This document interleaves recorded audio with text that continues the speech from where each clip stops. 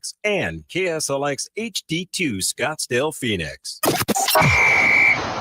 Just 2 home matches left. Don't miss this one. Phoenix Rising hosts regional rival New Mexico United on Saturday, October 4th at 7 p.m. for Breast Cancer Awareness Night. Grab exclusive Rising gear from a limited edition trading top and merch line with a portion of proceeds supporting breast cancer research and treatment. It's a match with heart and high stakes. Tickets start at just $15. Get yours now at phxrisingfc.com. Rivalry, purpose, pride. Be there. A noisy garage door is a cry for help that often requires only simple maintenance. However, if left untreated, could lead to costly repairs. Hi, I'm Tommy Mello from A1 Garage Door Service. Don't wait until a simple garage door repair becomes a major problem. If your garage door is noisy, if bugs are getting in, or if it struggles to open, your garage door is in need of repair. From simple repairs to upgrades, it's A1 from day one. We fix garage doors fast and with quality parts designed to last a lifetime. Our springs, rollers, and openers are tested by running them up and down, open and closed all day, 24/7, so you can feel confident with every A1 garage door repair. Replacing the bottom rubber on your garage door can have a huge impact on the number of bugs you see in your garage and in your home. Keep those creepy crawlers outside by calling A1 Garage Door Service today and receive the best service, best parts, and best warranty in the industry. A1Garage.com, A1 from day one. Call today and take advantage of our $29.95 tune-up special. At Valleywise Health, there is a reason behind everything we do. Every decision, every line of service, every diagnosis. It's your health. You're the reason we strive for exceptional care at every step. You're the reason we've championed medical advances for 140 years. You're the reason our burn center, trauma center, and public teaching health system are recognized globally. Valleywise Health. You're more to us. Every day, reliable, comfortable, connected. Every day you rely on power. At APS, we work around the clock to deliver some of the most reliable power in the country. But with Arizona's extreme weather, outages can happen. Stay safe and informed with alerts by keeping your contact information up to date. And visit our outage center for updates online or on the APS app. For more ways to stay safe and informed, visit aps.com/brighter. Scottsdale's so nice, we're doing it twice. October 15 through 18 at Westworld. The Fall Auction, presented by Gila River Resorts and Casinos. Hundreds of collector cars in the all-new indoor Barrett-Jackson Fan Zone. Food, drinks, and live entertainment. Get tickets now at barrett-jackson.com. AM 1060 KDUS Tempe, Phoenix, and KSLX HD2 Scottsdale, Phoenix.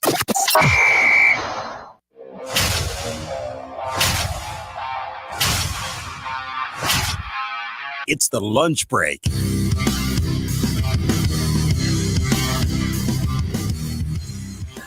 Getting you ready for week 5, of the NFL season. The divisional round of the Major League Baseball playoffs. We have picks to make here on the program, and that's probably where we should start the show. Welcome in, lunch break, Friday edition of the show. Chris Schubert, producer Evan with you for the next 2 hours. Disappointing performance from us last night. No points for either producer Evan or myself, and that game in general has a lot of layers that I want to unpack, so we might as well. Let's make it today's daily special. Time for our top story of the day. It's the Daily Special. I don't know about you, producer Evan. I got 3 major takeaways from that game last night. I think we'll start with the one that impacts the team here in town the most. But after watching that game last night, you know what my overwhelming thought is? Boy, the NFC West is wide open. Wide open. Everybody in that division can beat any of the other teams.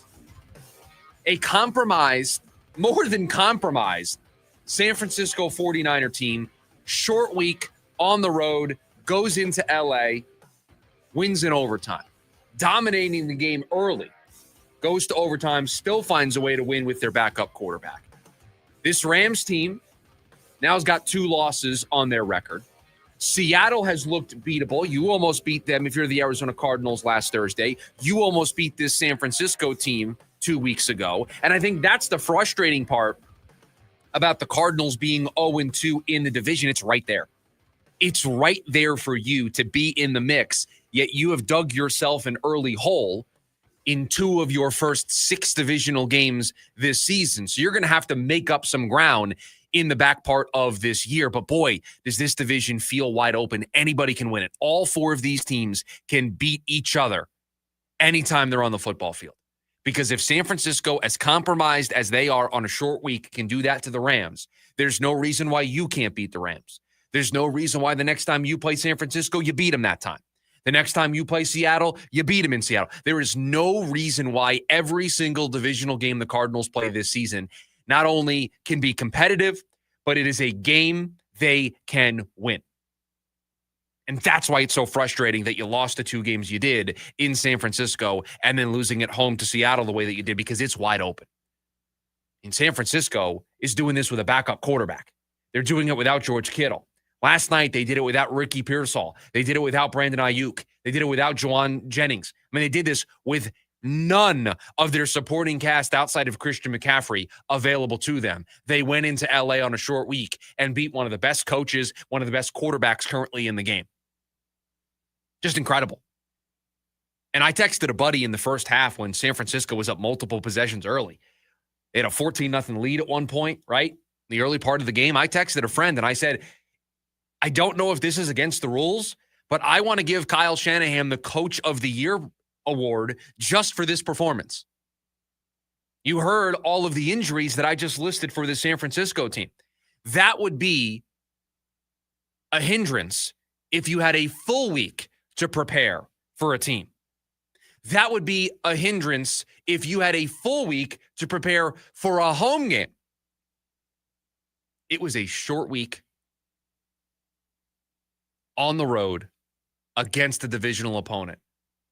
And yet Mac Jones and his band of misfits on offense were able to win that game. I was thoroughly impressed with the coaching job from Kyle Shanahan. And that's the kind of performance that reminds you why he is talked about as one of the best coaches in football. I think if we were talking about the roundtable of elite coaches, he's one of the first that kind of falls out of that conversation rather quickly, because everybody likes to bring up the Super Bowl appearances as a head coach. Everybody likes to bring up the Super Bowl appearance as the offensive coordinator for Atlanta, and they are marks on his resume. They have to be talked about.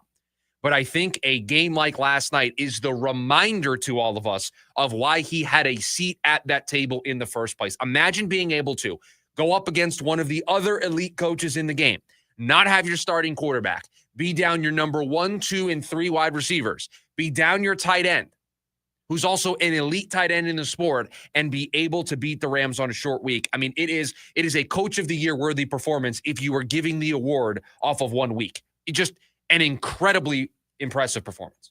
And then looking at it from the other side, I mean, talk about Sean McVay. That's 2 games this year. Those are bad losses. I mean, the one in Philadelphia that they felt like they had in hand.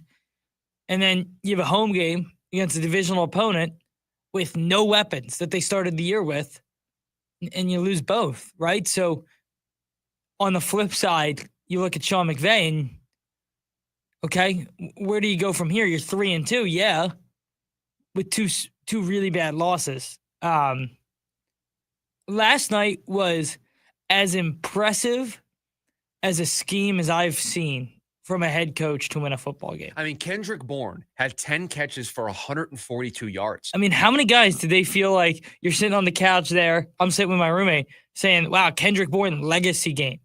Like, how many times? Everybody knew they wanted to get the ball to McCaffrey. He had 4, 5, 6 catches on the first series.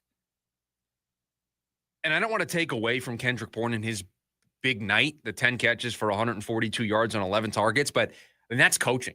Yeah. That's coaching to put Kendrick Bourne in that position. And then good on Kendrick Bourne for executing the game plan. Take advantage of it. But the defense played well for San Francisco, especially early in the game. It was a very great performance. And as Michael pointed out on YouTube, San Francisco is now 3-0 in the division already. They've played half of their divisional games. They're unbeaten.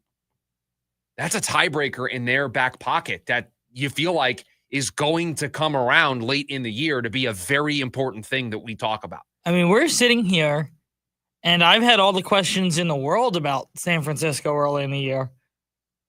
given all their injuries, given what I thought their roster was coming into the year, they're 4-1. And they beat Seattle in Seattle. The Rams in LA. They get to play home games for those two. Right? Like you get to play Seattle and LA the next time you play them at home. Yeah, they're 4-1 and 3-0 on the road this season. 3 of their 4 wins this year have come away from San Francisco. The only win that they have at home this year is the game against the Cardinals. That's their home win this year. They beat Seattle in Seattle. They win last night against the Rams. They beat the Saints in New Orleans.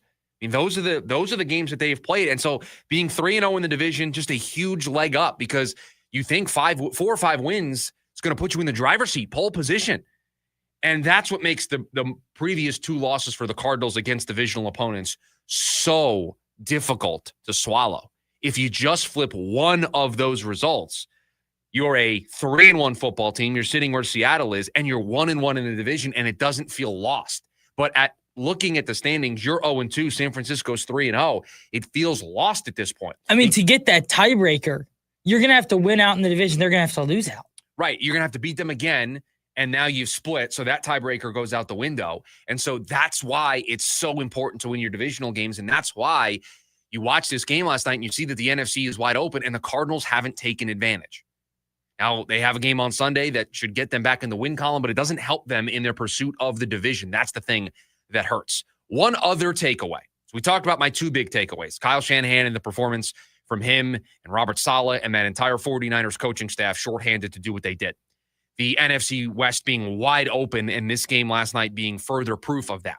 The third takeaway that I had, and it's a discussion point, is the decision from Sean McVay and the Rams to go for it in overtime, 4th and 1, when they were very much in field goal range, where they could have tied it at 26. They would have given the ball back to the 49ers with a little less than 4 minutes to go, maybe 3 and change left on the clock. And I know that's going to be a decision because they didn't get it. That is at the center of your conversations today among friends and family when talking about the game. Let me just be on record. I have 0 issue with going for it in that spot. Let me tell you why. If you kick the field goal there and you make it, and it's 26-26, you're going to give San Francisco the ball back. And I'm going to look at specifically how much time would have been on the clock after they kicked the field goal and then kicked off, because I think it's very important to be specific here. So the last play of the game on downs, they went for it on 4th and 1 with 3 minutes and 41 seconds left to go in overtime. So let's say you kick the field goal, couple seconds drains off, kickoff drains a couple more seconds. You're talking 3:20, 3:25. San Francisco gets the ball. What are the chances? And I'm somewhat asking this honestly because I don't know what the data says about this, but what are the chances you see the ball again in that spot? There's 3 minutes. San Francisco knows all they need is a field goal. They're going to play somewhat aggressive, but also somewhat passive to make sure you don't see the ball again. So what is the likelihood? Because if you kick the field goal, you need to see the ball again or create a turnover, pick 6, fumble recovery, special teams play in order to win the game. So you have to see the ball again with enough time to get yourself into range. San Francisco could run a couple of plays, drain the clock, and if they stall out at midfield, punt it away, and you get the ball back less than a minute, no timeouts, it's not really a scenario where you're going to have a high success rate to score. Whereas if you go for it in that spot and you get it, I'm in the driver's seat. In the driver's seat, touchdown wins me the football game. If I stall out and it's not 4th and 1, but it's 4th and 5, it's 4th and 6, it's 4th and goal from the 8 or 9, because where were they on the field? They were on the 11. So they could have picked up a first down and it would have been goal to go. And if they stalled out there, then you kick the field goal and, okay, now I'll play for the tie. I have no problem with going for it. I have a problem with the play call. I have a problem with lining up Kyren Williams in the backfield, and when he touches the ball, he now needs to gain 3 or 4 yards in order to gain the first down from where he first touches the ball to where the line to gain is. To me, the mistake was not running a bootleg, getting Stafford out of the pocket, hitting a little check down. You talked about it in the morning meeting, doing a little levels pattern, having multiple different looks, short, medium, long. Maybe you break a play for a touchdown. Stafford, because they're going to sell out against the run in that short yardage situation. Certainly, yeah. And you played the games previously, right? Because if you remember, They played the timeout game where both teams called the timeout and reset. So you're out there for a third time. So they're selling out against the run. They're jammed up there. You roll Stafford out. Maybe he runs for it. Maybe he's got multiple short little options to pick up the first down. That's my best player. That's who I want the ball in his hand. So I don't mind the decision to go for it on fourth down. I just don't like the play call to run the ball in that spot when you know San Francisco is going to sell out against the run there. Shout out Chase Lucas, by the way, coming up and feeling hard, ASU guy. I mean, they gave Kyron Williams nowhere to go on that play. No, I mean, a great job by the Niners defense. Kyron Williams, by the way, that was a bad run. He the fumble earlier. Yeah, I mean, and this is going to be a crazy take. This is why I don't like fantasy football. Okay. Kyron Williams had like 30-plus points last night. He cost the Rams the football game. Yeah, the fumble you was should huge. get minus 20. Yeah, the fumble was huge. The fumble is the reason why the game goes to overtime. The fumble is the reason why the Rams were even in that mess in the first place. Yeah, it was bad. But credit to San Francisco, credit to their defense for making that stop. Again, I know probably going for it in that spot confused a lot of people in real time. I don't have a problem with it because what are the chances you see the ball back? And if you do, is it going to be in a timed situation where you're going to be able to get yourself comfortably in a position for a field goal? Right there. And honestly, let's have this conversation. With the way the game was going, do you have more confidence in the Rams offense or the Rams defense? Yeah, I mean, the Niners were moving the ball at will at times. It's one play to win the game. Do you trust the offense or do you trust the defense? I trust the offense. That's what it came down to, right? That's what I was going to say. I have to make one play to win this football game now. Right. And how many times do you get to a situation where you can say, I get one play to win a football game? I think you would lay in bed at night saying, okay, that's the opportunity I want. Yeah, I just find me a way to get Stafford out in space, throw it to Devontae, throw it to Puka Nacua, throw it to Tutu Atwell, throw it to Jordan Whittington or Colby Parkinson. Like, I've got options where I can get guys open on a bootleg and have the defense sell out and have all the space in the world. I need a yard. You brought up Tutu Atwell, by the way. How about in overtime? Oh, that crossing route that he ran? Yeah, Stafford did that. I mean, the throw is just, it's insane. And so the mistake was not putting the ball in your best player's hand, and the best player's hand was the quarterback. That's the only mistake. And it leads to the Rams being 3-2. It leads to the 49ers being 4-1. It leads to them being 3-0 in the division. And right now, without Brock Purdy, without Brandon Ayuk, without George Kittle, and last night without Ricky Pearsall and Juwan Jennings, they won another divisional game, and they are 4-1 to start the season. Just an incredible, incredible job by the 49ers. The phone number for you to join us here today, and you're going to need this number for hour number 2 when we do the picks, 480-864-1060 is the number to join us here today on the program. You can also hang out with us over on the KDUS AM 1060 YouTube live stream. When we come back, it's the divisional round of the baseball playoffs starting tomorrow. Let's go around the world of baseball and preview those matchups for you next. It's the lunch break, KDUS AM 1060. KDUS AM 1060 is your home for the Jim Rome Show. Even if Troy Aikman pretty much said the NFL product sucked last night, he's not wrong. I thought this was supposed to be a brand new Jets. They're more dysfunctional and more undisciplined than ever. You know what would actually be brand new for the Jets? A new head coach starting 0-5. That has never happened, but it looks like there's a very good chance it's about to happen. The Jim Rome Show, 1 to 4 p.m. Monday through Friday here on KDUS AM 1060 and on the KDUS 1060 app. I'm John Morgan of Morgan & Morgan. If you've been injured in a car accident, call America's largest injury law firm. For over 35 years, my mission has been to deliver more for our clients, to deliver more for you. If you or anyone in your family has been injured in a car accident, call us now, as the time to file a claim may be limited. Last year, more clients hired Morgan & Morgan than ever before, protecting America, fighting for you. Morgan & Morgan. Visit forthepeople.com for an office near you. Millions of fans agree. This Christmas tradition rocks. Trans-Siberian Orchestra, live in concert, presenting the Ghosts of Christmas Eve, the best of TSO and more. November 30th, 2 shows, 3 and 7:30 p.m. PHX Arena. Tickets on sale now at livenation.com. Trans-Siberian Orchestra, presented by 100.7 KSLX. Raise a beer to the best event of the year. Four Peaks Brewing Oktoberfest is back at Tempe Town Lake from Friday, October 10th through Sunday, October 12th. Named one of the best Oktoberfests in the country. Enjoy local and German beers, authentic food, live music, contests, carnival rides, and more. All ages welcome. Get your tickets today before it's too late. Visit fourpeaksoktoberfest.com. Don't miss Four Peaks Brewing Oktoberfest at Tempe Town Lake, produced by Tempe Sister Cities. You got the paint job, but now you need the materials fast. Get free same-day or next-day delivery on select PPG paints from the Home Depot. Now that's a pro move. Save time on store runs and get free delivery on small or large orders of select items. Save energy shopping around with PPG's wide assortment of colors and finishes all in one place. And save money with Pro Extra, where you can get up to 20% off paints, primers, and stains through Paint Rewards. The Home Depot, how pros get more done. Jim Rome here with your Rome Report. The Cleveland Browns may have one of the worst quarterback rooms in the league, but it is the gift that just keeps giving. You want to talk about a content factory. Not only is Shador Nation still furious that the Browns are going with Dylan Gabriel this weekend against Minnesota, Shador Nation thinks Gabriel just dissed their idol again. In response to the question of why the Browns would drop him in such deep water for his first NFL start, Gabriel said, quote, "You wait for the perfect time, you're going to wait a whole lifetime. So for me, I've always been ready." End of quote. Shador Nation heard that and immediately clapped back saying, "See, Gabriel just shaded our dude again, saying he's not prepared." Man, you talk about hearing what you want to hear.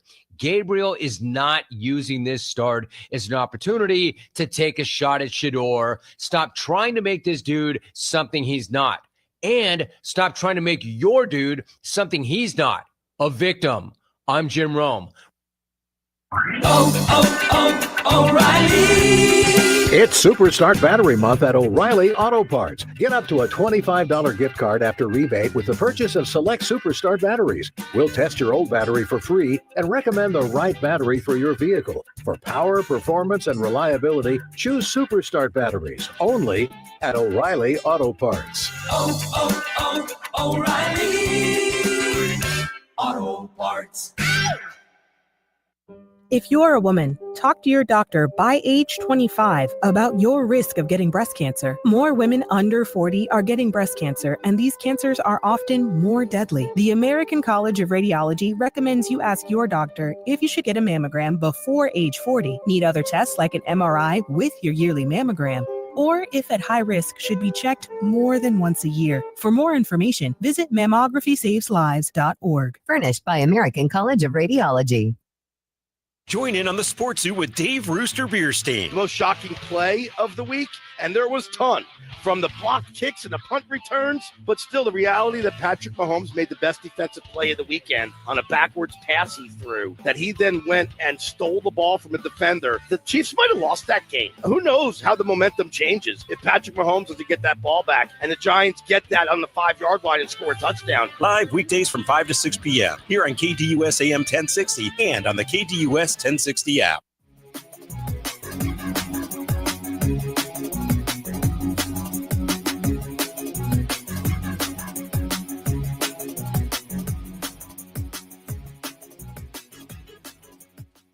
We're into the divisional round of the Major League Baseball playoffs. Everything gets underway tomorrow. 4 matchups. We welcome in the Brewers, Blue Jays, Phillies, and Mariners to things. They've been sitting at home not doing a whole lot. Welcome to the playoffs for those 4 teams who got to hang out for a couple of days while everybody else was stressed watching their teams participate in the wild card round. And figured we'd go through these and talk about these matchups and preview them for you all. Get started tomorrow, Cubs against Brewers. So I do love when the divisional series has divisional teams matching up. It is funny. It's fun. And we have 2 of those. We have Cubs against the Brewers, and we have the Yankees against the Blue Jays. And the Cubs against the Brewers, obviously the Brewers have been the talk of the National League all year long. They won the Central. They set a franchise record for wins. I mean, they've just played excellent baseball. They have a great manager in Pat Murphy, got a lot of young players. They just do all the little things correctly. They are demons on the base paths. They'll always take the extra base. They play great defense. I mean, they are just, when you get to the postseason and you got to play crisp, You got to do the little things correctly because maybe you have a bad night offensively. Maybe you have a bad couple of nights offensively. You're not hitting the long ball. You're not hitting those extra base hits. Well, you got to be able to turn a walk into a two-base situation. You have to draw that walk and then on a single go first to third or on a ball in the gap, go first to home. The Brewers just do all those little things correctly. And on the Cubs side of things, I'm just worried about their offense. It's been a problem all year.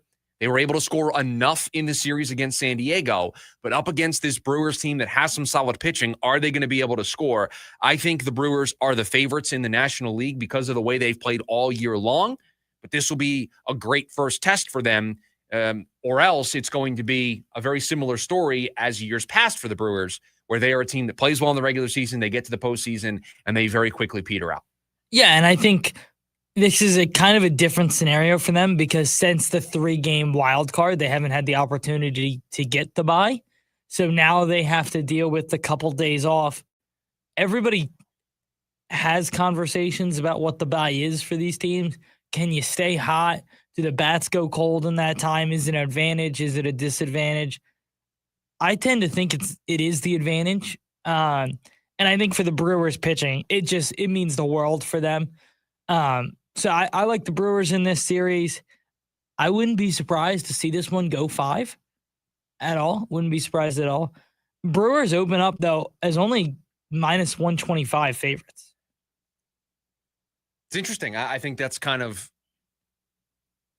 you said minus 125? Yeah. I think that's kind of pricing in their past postseason. Has to be, right? Woes. Yeah. Right? I mean, I know they played in the wild card round last year, but they were the favorites in that series against the Mets, and they lost in 3 games. So they went to a game 3 and they lost it. They had to lead them in the top of the ninth. Top of the ninth, yeah. With 2 outs. The Yankees and the Blue Jays, another one of those divisional matchups. And the Yankees, first team since 2020 to win a series in the wild card round after losing game 1. Right? The Padres, yeah, I saw that. Padres didn't do it. Guardians didn't do it. They all won game 2, but didn't win game 3. The Cubs had won game 1, and they ended up winning game 3. In the case of the Yankees, they went down 1-0 and then won the next 2 to get into the next round against a Blue Jays team that won this division, a Blue Jays team that almost coughed up that division to this Yankees team. They held on in the end. But if you're looking at this through the lens of who's playing better baseball right now, it's the Yankees, and it's not even particularly close. Yeah, I mean, the end of this division became very close because the Blue Jays were on a slide and the Yankees were playing really good baseball. Against bad teams, mind you, but they were still taking care of business and putting pressure on the Blue Jays, and the Blue Jays didn't seem up to the task of dealing with that pressure. And it became a conversation. Like, now Toronto has dominated this season series. They have, yes. So how is that going to play into the playoffs? We'll see. This feels like a series where what you said about Milwaukee, Chicago going 5, I feel like this one goes 5. And the difference is the work that Toronto did in the regular season to have the home game in game 5 feels like it's the difference maker. I was just about to say, feels like the division is actually going to be a massive, massive thing in this series because to have that game 5 in Toronto, it's just a massive advantage for them. If you told me that the Yankees had home field advantage, then I think I would take the Yankees. Yeah, it's that razor thin of a margin. Mm-hmm. And it's going to be a question of the Yankees with this core, and it's mostly the same core. They've moved some pieces in and out over the years, but it's always a question of whether or not they can hit in the postseason. The hitting has been a concern since Aaron Boone has gotten there in the playoffs. For this team in particular, it's a question of their bullpen. Devin Williams hasn't been good all year. David Bednar, who they traded for at the deadline, has been up and down. Luke Weaver, who was their closer in the postseason last year, he had the issues in game 1. He's had issues all year. September had an ERA north of 9. So you have a team who the 7th, 8th, 9th inning guys, the guys that you trust to get those outs, it's been shaky all year, and it's the postseason. You're going to go to your bullpen earlier than expected. So can this bullpen get it done? Can the offense? Can Aaron Judge? Aaron Judge has not had a good career in the playoffs. So the storylines, what does Judge look like in this series against Toronto? Does the bullpen do enough? And is the home field advantage for Toronto actually a home field advantage? Definitely feels like it would be for me. Last 2 series, Dodgers, Phillies. Boy, I mean, a divisional round that feels like it could be a CS or a World Series type matchup, the quality of these 2 teams. It is interesting to see that the Phillies are actually the home dogs in this series, right? They have the They have Dodgers the as home the field favorites. advantage. The Dodgers are the favorites. That is also the case for the Blue Jays, but you look at the Blue Jays' last couple games in the regular season, obviously missing Bo Bichette, who knows when he's going to come back. The Phillies are at full strength now, other than Zach Wheeler, and the Dodgers still come in as favorites. It'll be interesting to see how Philadelphia does at home, because it feels like the Dodgers are going to need to steal one of those first two. And how does these young pitchers hold up for the Phillies, right? It's going to be Sanchez in game 1. It's going to be Jesus Luzardo probably in game 3. How do those guys hold up compared to some of the guys that the Dodgers have? And you know that the Dodgers, the way they want to win right now is we want to score 10 runs a game. Like, they're designed to be a juggernaut offensively. I don't think they want to get into a pitcher's duel. I think they'll lose. I don't think they have the guys out in the pen and in the rotation to be able to do that. So if the Phillies can keep these low-scoring, close games, advantage Phillies. Advantage Phillies just in the 8th and 9th inning, right? Like, it's just going to be Duran in the 9th, and I just trust an 8th inning guy in Philadelphia more than I do anybody in the Dodgers bullpen. The last series, to me, the most lopsided of the 4 series. Certainly. I don't think the Tigers can handle the Mariners pitching staff. Like, the Mariners have the pitching staff that you build to go on a postseason run. I was going to say, the Mariners are one of those teams that felt like they were built for October. And then at the end, or throughout the season, it became, well, you got to get there first, right? And they end up taking care of business, make the playoffs, win the division, get the bye. And they're just the one team that, because of what they're built on, the offense doesn't have to carry as much of the load because of the pitching staff. They feel like a team that can hit the ground running after this bye and really not lose a step. Yeah, I mean, you're gonna have Luis Castillo, you're gonna have George Kirby, you're gonna have Miller. I mean, you're gonna have all the guys that the Mariners have out there in that rotation, and I think it's lopsided for Detroit. I don't think they have an answer for it. I mean, Skubal is an answer early, but you had to use Skubal in game 1, so how early can you get him involved in this series on Saturday, right? That's the question. Excuse me, the series starts on Saturday. How quickly in this series can you get Skubal involved? Because you probably want to try to get Skubal in here twice if you can. I was going to say, because you want to use him in game 5 too, probably. Right, so. Is that a game 1 or a game 2, game 5? Do you want him on the short rest in game 5? Do you want him on the short rest in game 1? Is there a world where you have to use him in game 4 to extend the series? All these different pieces of the chessboard play out as the series unfolds. And I just think Seattle has more answers to whatever moves the Tigers make. 480-864-1060, the phone number for you to join us here today on the show. When we come back, it is our trip around the NFL, previewing all of the Week 5 NFL action. We call it the NFL Look Ahead. It's next, the lunch break, KDUS, AM 1060. Ready to tackle each morning with the best sports information coming at you? I'm going to take a logical approach. Get that weekday mornings on KDUS AM 1060 from 6 to 9 a.m. with the Dan Patrick Show. Dan Patrick, the Danettes, sports icons, sports legends, celebrities, poll questions. The Dan Patrick Show has it all. It's a crapshoot. Be sure to lock your dials to AM 1060 or 100.7 HD2 from 6 to 9 a.m. Mornings just got better. This story is about us. Prepare for the Maximum Fun Tour. A day to remember. Yellow Card. Talking Stick Resort Amphitheater, Saturday, October 25th. Special guests, The Wonder Years and Dinosaur Pile-Up. Tickets from $30. On sale now at livenation.com.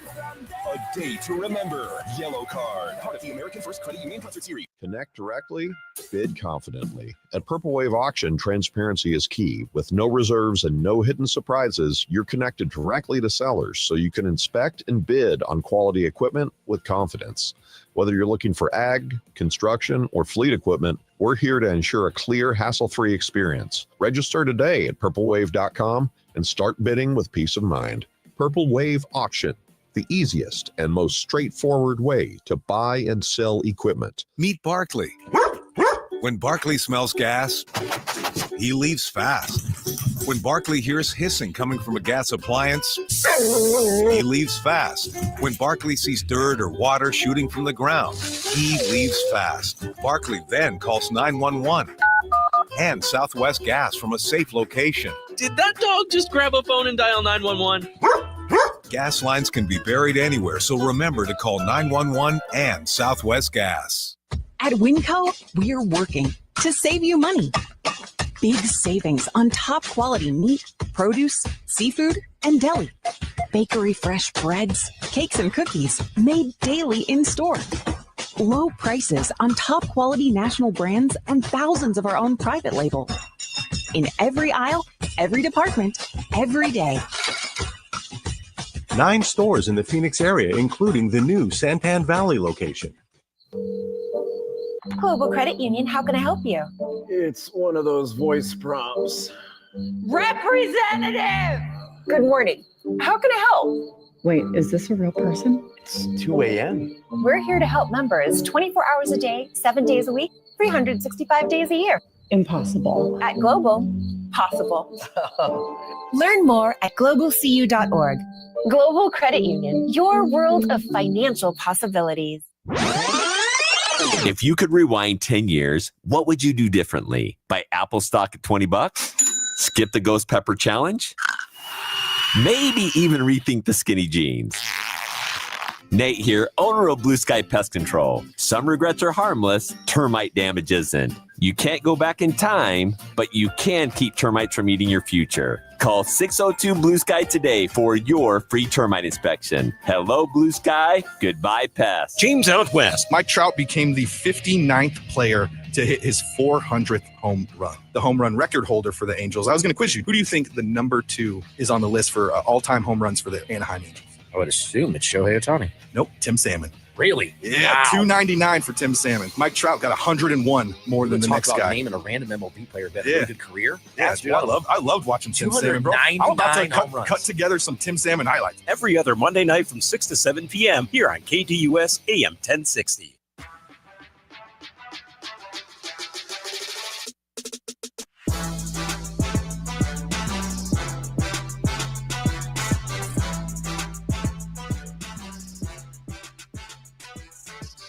Time for the Week 5 NFL look ahead here on the program. Our tour guide around the NFL for Week 5, the producer of the show, Producer Evan. I've got the NFL music ready to go. Mr. Tour Guide, take us on the journey. We're overseas again in the morning. This time it's London. Get up. Maybe some fish and chips in the morning. The Vikings take on the Browns in London. 2-2. The Vikings open as 3.5-point favorites. I mean, I think the biggest storyline in this game is Dylan Gabriel's debut for Cleveland. But I also do think many of us are keeping an eye on how Minnesota responds to losing to Pittsburgh last week in the second game of the Carson Wentz era there in Minnesota. I think everybody was ready to start a quarterback controversy if Carson Wentz played well in that game against Pittsburgh and they won. I don't know if we're there yet still. So I think the Cleveland side of this with Dylan Gabriel making his debut is the storyline I'm keeping the most attention to while I have my fish and chips in the morning. The Raiders head to the Temple of Doom to try and rain on the Colts' 3-1 parade. The Colts open up as 6.5-point favorites. Can Daniel Jones continue the way he's been playing? Adversity, right? They're facing their first bit of adversity this season. They played the Rams and they lost. It was all sunshine and rainbows. All of the memes, Indiana Jones, the Temple of Doom, clowning on the Giants for letting this guy walk, talking about how the Colts are going to be the surprise team in the AFC. I mean, it was just the machine kept feeding itself with the content. Then they played their first real opponent of the season. No offense to any of the other teams they played, but the Rams were the first big boy that they had played all season. And they lost. So now it's adversity time. Can you bounce back against the team that you should bounce back against in the Las Vegas Raiders, or are the cracks going to continue to grow? If you win this week, I'll grant you. You had a mulligan against the Rams. The Rams are a better football team. Not surprised that you lost that game. Okay. You lose to the Raiders this week. Now, all of a sudden, it's maybe you're not as good as you were or we thought you were after those first 3 games. In maybe the game of the morning slate, Jackson Dart and the Giants head to the Superdome to take on the 0-4 Saints. The Giants got a big win last week. Can they continue the momentum in Jackson Dart's second start? New Orleans, 2.5-point favorites at home. That's the story. They beat the Chargers last week, so now they can build some momentum, right? Many of us thought Jackson Dart would be an improvement over Russell Wilson, but none of us thought that the Giants were going to win the game against the Chargers. Now that you won the game, you can build some nice momentum. And by the way, after that, you play the Eagles twice in 3 weeks. So it would be nice to go into that stretch feeling good about yourself. That's what you have in front of you if you're the Giants. So, yeah, I think they're going to build some momentum. Tyrone Tracy is listed as doubtful for this game. So more Cam Scattaboo as RB1 for the Giants. I think they build some momentum. I don't want to give away some picks for hour number 2 of the program, but like the skip. Cowboys travel to the Meadowlands not to take on the Giants, but to take on the Jets. Cowboys at Jets. Dallas, 1.5-point favorites on the road. Will the Jets start 0-5, right? And the Saints, the Titans, and the Jets all sit at 0-4. So it's a race to the bottom for these 3 teams right now. The Jets want to be way more competitive than they have been through these first 4 weeks. They want to win more football games. They are going up against a team defensively that they should be able to score points. That gives them a chance. Their defense has been bad. That's the worry here, is that Dallas can move the ball. Dallas has shown that they can move the ball even without CeeDee Lamb. I don't like the Jets in this one, but this does feel like you're going to look up and be surprised, but this is 34-34 in the fourth quarter. It does feel like it's going to be one of those shootouts when you look on Red Zone. You're like, why is this a good game in the witching hour here? Yeah. Right? Yep. Broncos head to Philadelphia trying to right the ship. They take on the Eagles. Eagles 3.5-point favorites at home. Why are you talking bad about the Broncos? They picked up a big win on Monday night this past week. They did, but they're 2-2. They got it. They beat the Bengals. We'll stink out loud. We'll get to them in a second. And they lost at the Temple of Doom. I think Philly just looks to keep on rolling, right? And that's the story here. The top team in the NFC. It doesn't really matter who you've put in front of them. They've been able to handle it. Down early, come back. Doesn't really matter. So I think they just look to keep on rolling. In the second game of the week, the Dolphins travel to Carolina to take on the 1-3 Panthers. A battle of 1-3 teams. The Panthers undefeated at home this year. They're 1.5-point dogs at home. Which game does Scott Hansen go to on Red Zone more? Giants, Saints, or Dolphins, Panthers? Which game does he go to more? Probably the Giants because I think Jackson it's the Giants, Dart Saints because Dart's a bigger story. He's just more exciting. Yeah. He's a flashy player that can make big plays. There is nothing appetizing about Dolphins, Panthers. We need to give I'll tell you this. If the Panthers win this week and they're 2-3, wouldn't that be crazy? We need to come up with an award to give out every week for the worst game on the docket. And I don't know what we name it. It needs to be an honorary award that we name for something. Because we got a bunch of candidates this week. We do. The big two there. Honestly. I don't know. I see another one coming up here. You do? It's the next game you're going to talk about if you're going in the same order that I have listed. Okay. Now. All right.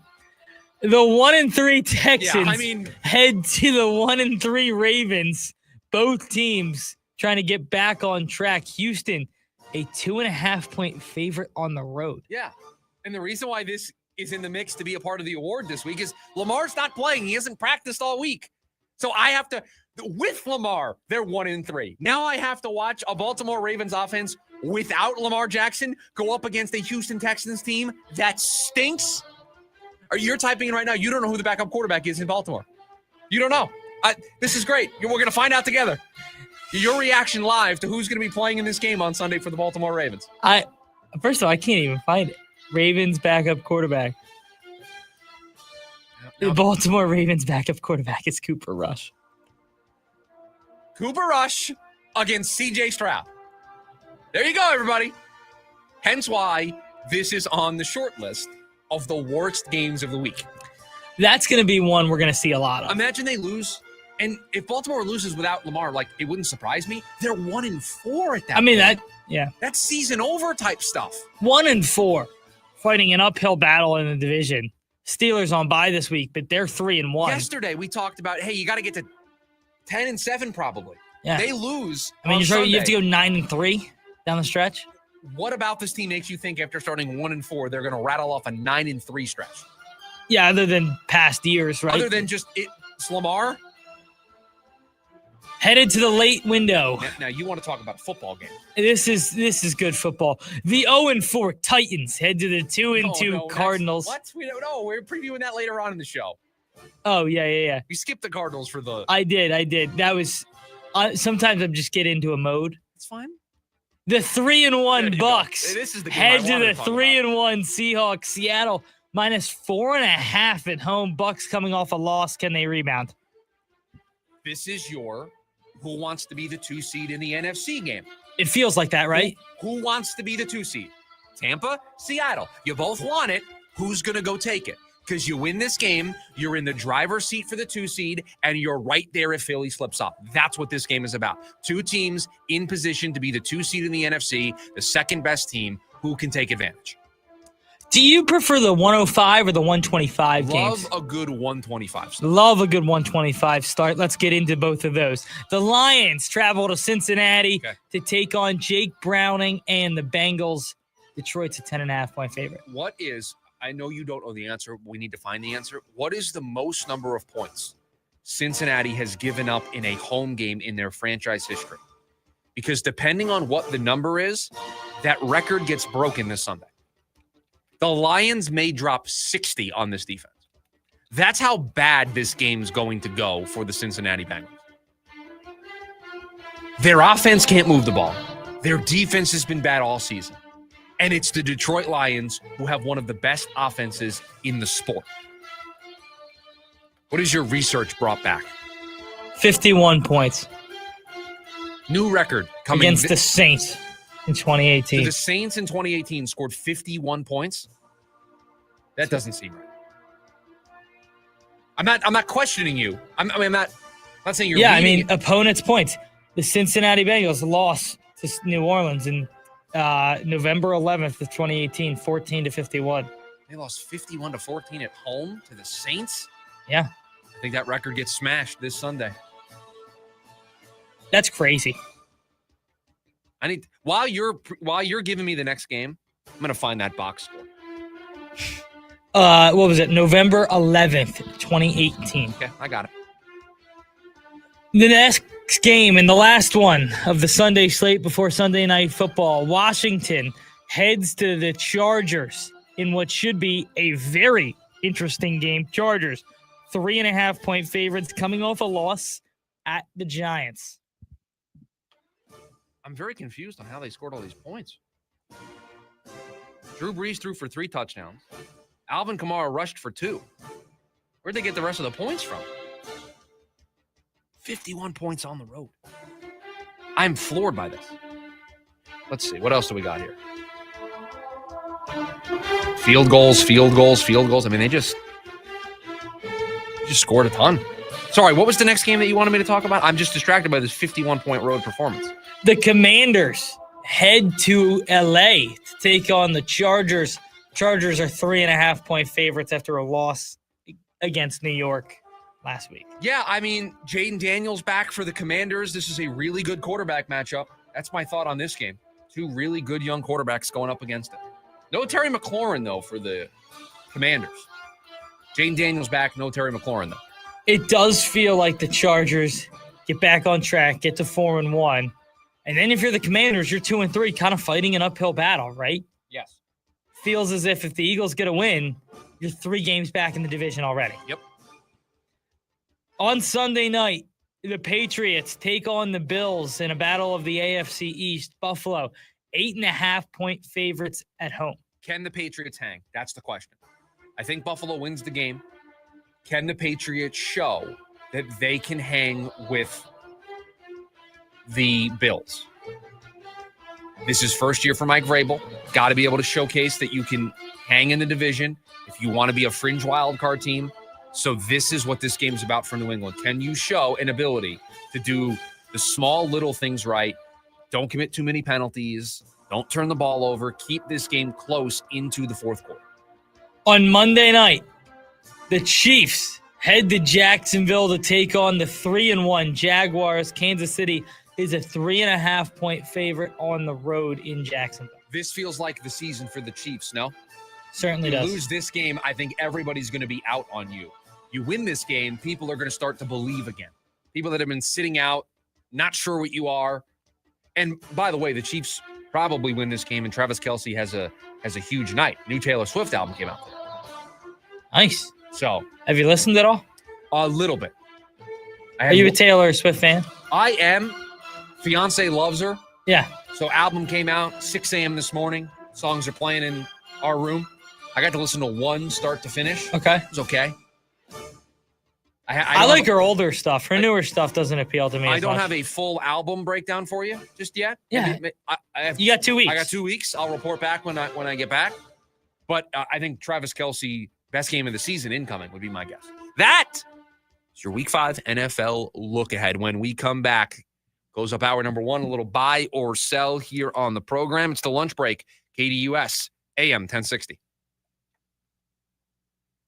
On your ride home from work, join in on the Sports Zoo with Dave Rooster Bierstein. If we owned our own football team called the Angry Roosters and we kept signing people to contracts and they weren't honoring their contracts and kept demanding raises, at what point do we throw our hands up and just say no to everybody? We signed you to a contract. Play out your contract, and that's it. You earn a better contract on your next one, we'll pay you for that. Live weekdays from 5 to 6 p.m. here on KDUS AM 1060 and on the KDUS 1060 app. Sticks. The Hits. Live at Celebrity Theater. Friday and Saturday, January 9th and 10th. With special guest Max Gomez. Tickets on sale now at celebritytheater.com.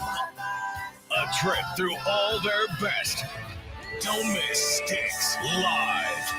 Produced by Danny Zalisco Presents. To everyone counting down the days until pumpkin season, your wait is finally over. The Salted Caramel Pumpkin Concrete Mixer and Pumpkin Spice Shake are back at Culver's for a limited time. And because nothing beats the real thing, every scoop of fresh frozen custard is made with farm fresh dairy, and every bite is filled with real pumpkin puree. So come visit us at Culver's, or order ahead in the app or online, and fall in love with these pumpkin desserts all over again. From Wisconsin with love. Welcome to Delicious. To everyone who believes in magic, let our team member Teppy tell you how we do it at Culver's. We're not talking about card tricks or disappearing acts. Wow. This is the kind of magic that transforms real farm fresh dairy into world-class Wisconsin cheese. We're talking about Midwest magic. Oh. It's about handcrafting every meal with love, because at Culver's, we want every bite to be turned into a smile. Order ahead in the app or online and come taste the magic for yourself. From Wisconsin with love, welcome to Delicious. We believe everyone deserves access to fresh food.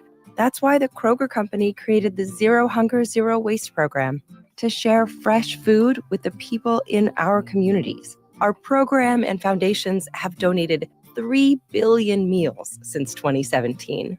That's nearly 10 meals for every person in the U.S. Together, we can do more for our neighbors. Just round up your purchase at checkout. Fries, fresh for everyone. The Varsity Sports Show with Vince D'Alicio is your hub for everything high school and college sports. Join Vince and friends as they give you the full picture on student athletes and where they're heading. Live interviews with coaches across the valley. Asking some of the tough questions. Varsity recaps and in-depth interviews with tomorrow's sports stars. The Varsity Sports Show with Vince D'Alicio. Live every Saturday morning from 9 to 11 a.m. here on KDUS AM 1060 and on the KDUS 1060 app.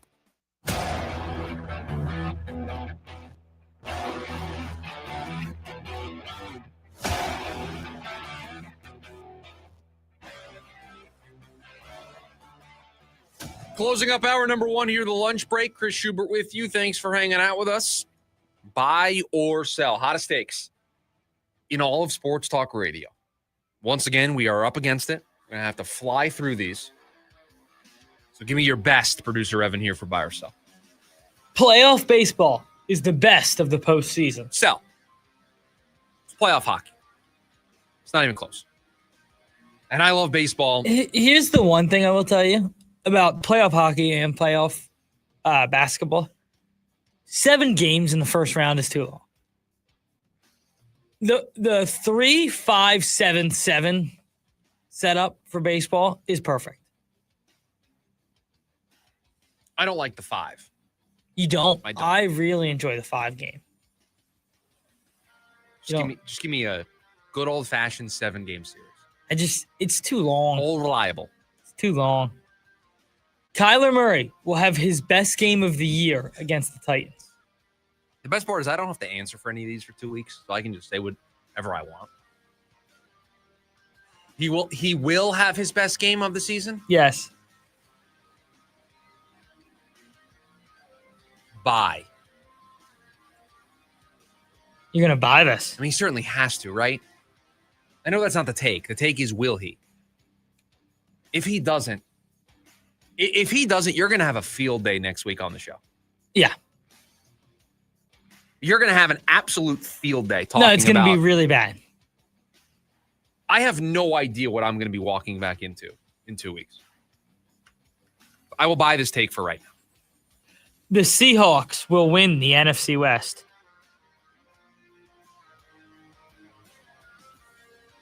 San Francisco was pretty impressive last night. 3-0 in the division. Beating everybody. Seattle's right now the better team.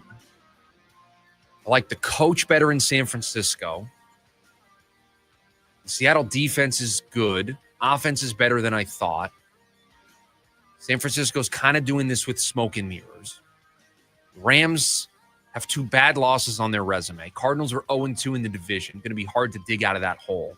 I'm just trying to talk through all the other teams to see if it's going to get me back to Seattle, who, by the way, was the team I thought was the worst in the division going into the year. And I think right now, I would buy this take and say Seattle is the favorite to win the NFC West. Yes. It's crazy how that has flipped on its head, but it certainly feels like that. Well, Arizona, the 0-2 start in the division is just, it's killer. I mean, it just crushes any chance you have of winning a tiebreaker. The Rams have 2 bad losses on their resume. So now I'm down to San Francisco and Seattle. Which of the 2 teams feels more sustainable in the way that they're playing and the way that they're winning? Seattle.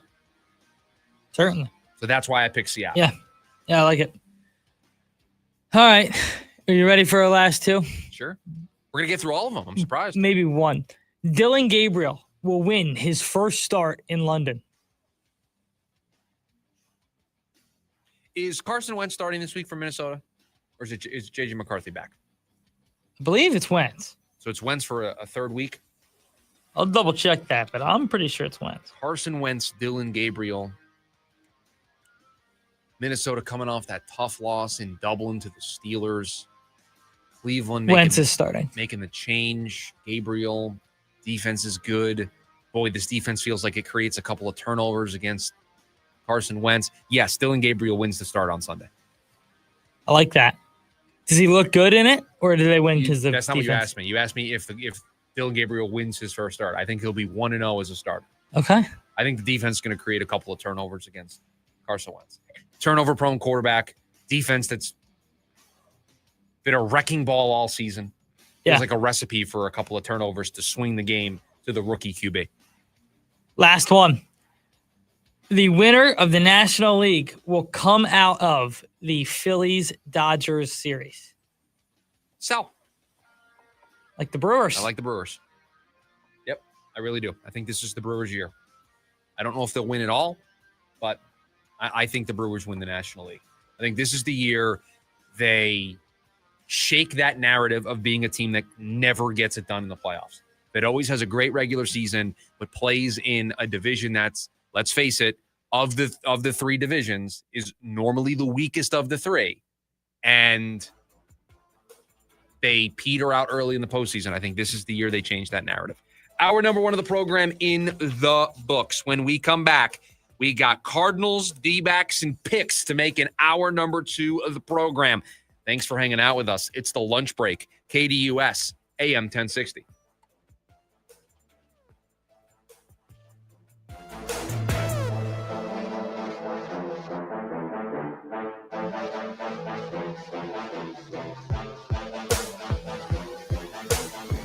AM 1060 KDUS Tempe Phoenix and KSLX HD2 Scottsdale Phoenix. We finally switched to T-Mobile because with them, we can be connected here and there. ¡Listos todos! Estas son las mañanas. Now we just need to harmonize. Switch today. Get 4 Samsung Galaxy S25 phones with Galaxy AI. Plus, get 4 lines for just $25 per line. Visit a store, T-Mobile.com, or call 1-800-T-Mobile. 1-800-T-Mobile. For well-qualified customers with autopay plus taxes and fees and $35 per line connection charge. Minimum 4 lines on plan. Contact us if canceling lines. Plus $5 per line without autopay. Debit or bank account required. Visit T-Mobile.com. Judas Priest and Alice Cooper. No more, Mr. Nice Guy. The Metal Gods, Judas Priest. The godfather of shock rock, Alice Cooper. October 22nd, Talking Stick Resort Amphitheater with special guest, Corrosion of Conformity. Get tickets now at livenation.com. Presented by 100.7 KSLX, part of the America First Credit Union Concert Series.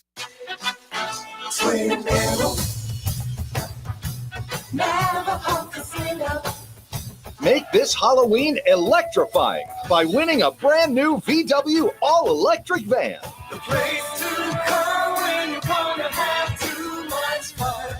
Yes, we're giving away a VW electric van and a whole lot of cash Halloween. Only at Twin Arrows Navajo Casino Resort. Now that's too much fun. Twin Arrows. Make your first cool cruise to Twin Arrows for a spooktacular evening with psychic medium Matt Frazier. He'll calm your fears of the unknown. November 23rd. Book a room. We've got spooktacular $99 anytime rates that make it way too easy for you to stay and play. Place to come when you wanna have too much fun. Gambling problem? Call 1-800-NEXT-STEP. Twin Arrows. Stay at the heart of it all with a special Cliff Castle room rate starting at just $99 with no resort fees. Less fees mean more ways to choose your next adventure at the gateway to the region's best gaming, entertainment, and natural wonders. And expect service from the heart as well. We think you'll love your stay with us and all the value we provide, starting at just $99 with no added fees. Cliff Castle Casino Hotel, at the heart of it all. Valid Sunday through Thursday. Some restrictions apply. An enterprise of the Yavapai Apache Nation. At Winco, we're working to save you money. Every aisle, every department, every day. 9 stores in the Phoenix area, including the new Santan Valley location.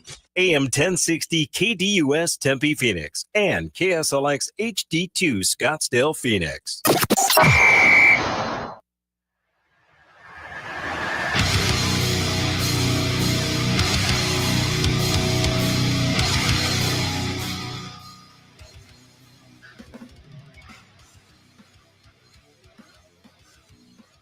Is this the perfect game at the perfect time for the Arizona Cardinals? I certainly think it is when you consider the 2-game losing streak that they are currently under, facing the worst team in football on Sunday and dealing with the injuries that they're dealing with to their offense. It feels like the perfect get-right game for this team to get back in the win column, to be back above 500, to feel good about yourself again after going through a gauntlet against 2 divisional opponents, coming out in both of those games on the wrong end. And oh, by the way, it feels like this week you're going to have to tweak your offense a little bit. You're undergoing some renovations for your offense. And to try to work through that, because it's going to be bumpy, it's not going to be perfect on Sunday, to do that against a team that you can afford for it to be bumpy against. Let's face it. You can afford to play a little sloppy against the Tennessee Titans and still get away with it. I don't want you to, but you can afford to play sloppy this week because Tennessee doesn't feel like a team that can fully take advantage of your mistakes. Now, I'm of the mind that even with everything that's going against this team right now, James Conner lost for the year. Trey Benson not playing for the next couple of weeks. Darius Robinson out on Sunday. And boy, Producer Evan, maybe you have this conversation while I'm gone, but there's supposed to be a youth movement along the interior of that defensive line with Darius Robinson and Walter Nolan, and it feels like they can't even get that off the ground right now. Darius Robinson hurt at the beginning of the year last year, comes in late, basically has a redshirt year as a rookie. Year 2 supposed to be now his rookie season, and already into week 5, he's dealing with something that's keeping him on the sideline. Walter Nolan going through the same exact script that Darius Robinson went through the year prior. Just feels like they can't get that position group off the ground, and they have to trust Calais Campbell and Dalvin Tomlinson. Now, Calais Campbell's been great, so no harm, no foul. You're still getting production, but Calais on the back 9. Calais doesn't have 5 years left. Darius Robinson, Walter Nolan's supposed to take over there, and it doesn't feel like they're getting the necessary reps at that position. But again, despite all of that working against you, you're playing the worst team in football. And I'm not just saying that. Statistically, the worst team in all of football. Offensively, worst in points per game, worst in yards per game. Defensively, maybe a little better than worst, like 28th and 29th in all of the important stats. The worst team in the sport. Doesn't have a win at all this season. Despite all of the injuries that you have, you are still the better coach team, the more talented team. You're playing the game at home.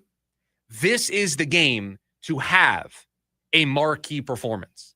This is the week to put together that complete game performance. Because through 4 weeks, they haven't done it. They did not play a complete game against New Orleans, allowed New Orleans to have the ball with a chance to tie the game and or take the lead in that game in the fourth quarter. Certainly didn't play a complete game against Carolina, did a great job in the first half, but allowed Carolina to slowly walk back into that game and have the ball with a chance to take the lead in the fourth quarter. Against San Francisco, did not play a complete game, had a chance to finish the game. Zay Jones drops a pass. Marvin Harrison Jr. had his issues, dropping a couple passes. Didn't play a complete game. Seattle. Do we need to talk about the first half again?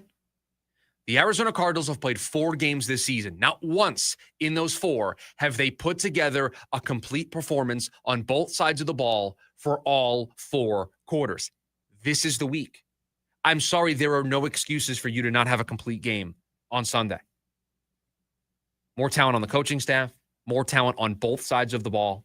And you're playing the worst team in football at home, a team that doesn't have a win at all this season, hasn't scored more than 20 points in a game this season. Just has to be a complete game. Has to be. This is the game where you can get the plane off the runway again, right? It just feels like this is the perfect, and this is what the segment's called, it just feels as if this is the perfect time to get right. You know you have a tough schedule coming up. You know you're going to have to play well. This is the time to prove to the world, hey, we're okay. We're okay. We can end that chatter a little bit. Handle business against the Titans. Don't handle business by 7. Handle business by 2, 3 scores plus, please. And you can end some of those conversations that have happened this week. I know you're banged up. I know you're battered, but you are still better at almost every position across the board. Prove it. Don't play down to them. And I know that the offense is going to look different on Sunday because of who they're without, but it still doesn't matter. And you say don't win by 7, win by 10, 14. It also matters how it looks. Don't be in the fourth quarter up by 7 and get a touchdown late that pushes it to 2 possessions. Here's all I want. I want the Carolina game, but you finish it.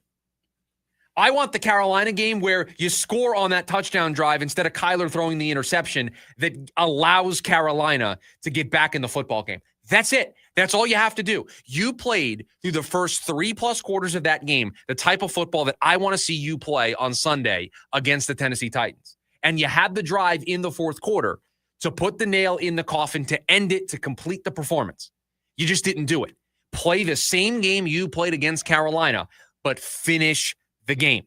That's it. You've done it. You've been on the doorstep of doing what I think you need to do on Sunday against Tennessee. You just haven't done it yet this season. And I think By having that performance on Sunday, it will go a long way to getting this team back on track, to making people believe that they can stay in position to be a playoff team. I think there are a lot of people that are on the fence. I think there are a lot of people that have seen this team go 0-2 in the division, lose the games the way that they did against San Francisco and Seattle, 2 divisional games, lost both of them in 2 different ways. Had the ball with a chance to win against San Francisco and just came out home flat on Thursday Night Football and dug themselves a hole that they couldn't dig out of. And they look at this team and they're not ready to believe. They're not ready to think that they can win a big game against a big team in a big spot. This team. Now, this game on Sunday is not that, but if you convincingly take care of business, people are going to think that when you get to those games that you have a better chance. This team has the real chance to be 3-1 in their first 4 games. They've missed that. You have to win this because you haven't taken advantage of the opportunities that were given to you in the first 4 weeks. That schedule was easily gave you the advantage to be 3-1, if not 4-0. And you're 2-2. You have to take care of business against the Titans. And it's not just about winning. Like, it just isn't. It's about proving to yourselves and to the fan base and to the national media that, look, this team can compete. And this team is ready to take that step into being in the playoffs and to show the world that this offense can do more than be one-dimensional. And if you stop the run, you can't move the ball. The 2-2 start, now the injuries piling up. I think there are many people that are hitting the pause button on this team. They're not hitting the stop button. That's a great way to describe it, right? They're hitting the pause button on this team. And it's up to the team to give everybody a reason to press play, right?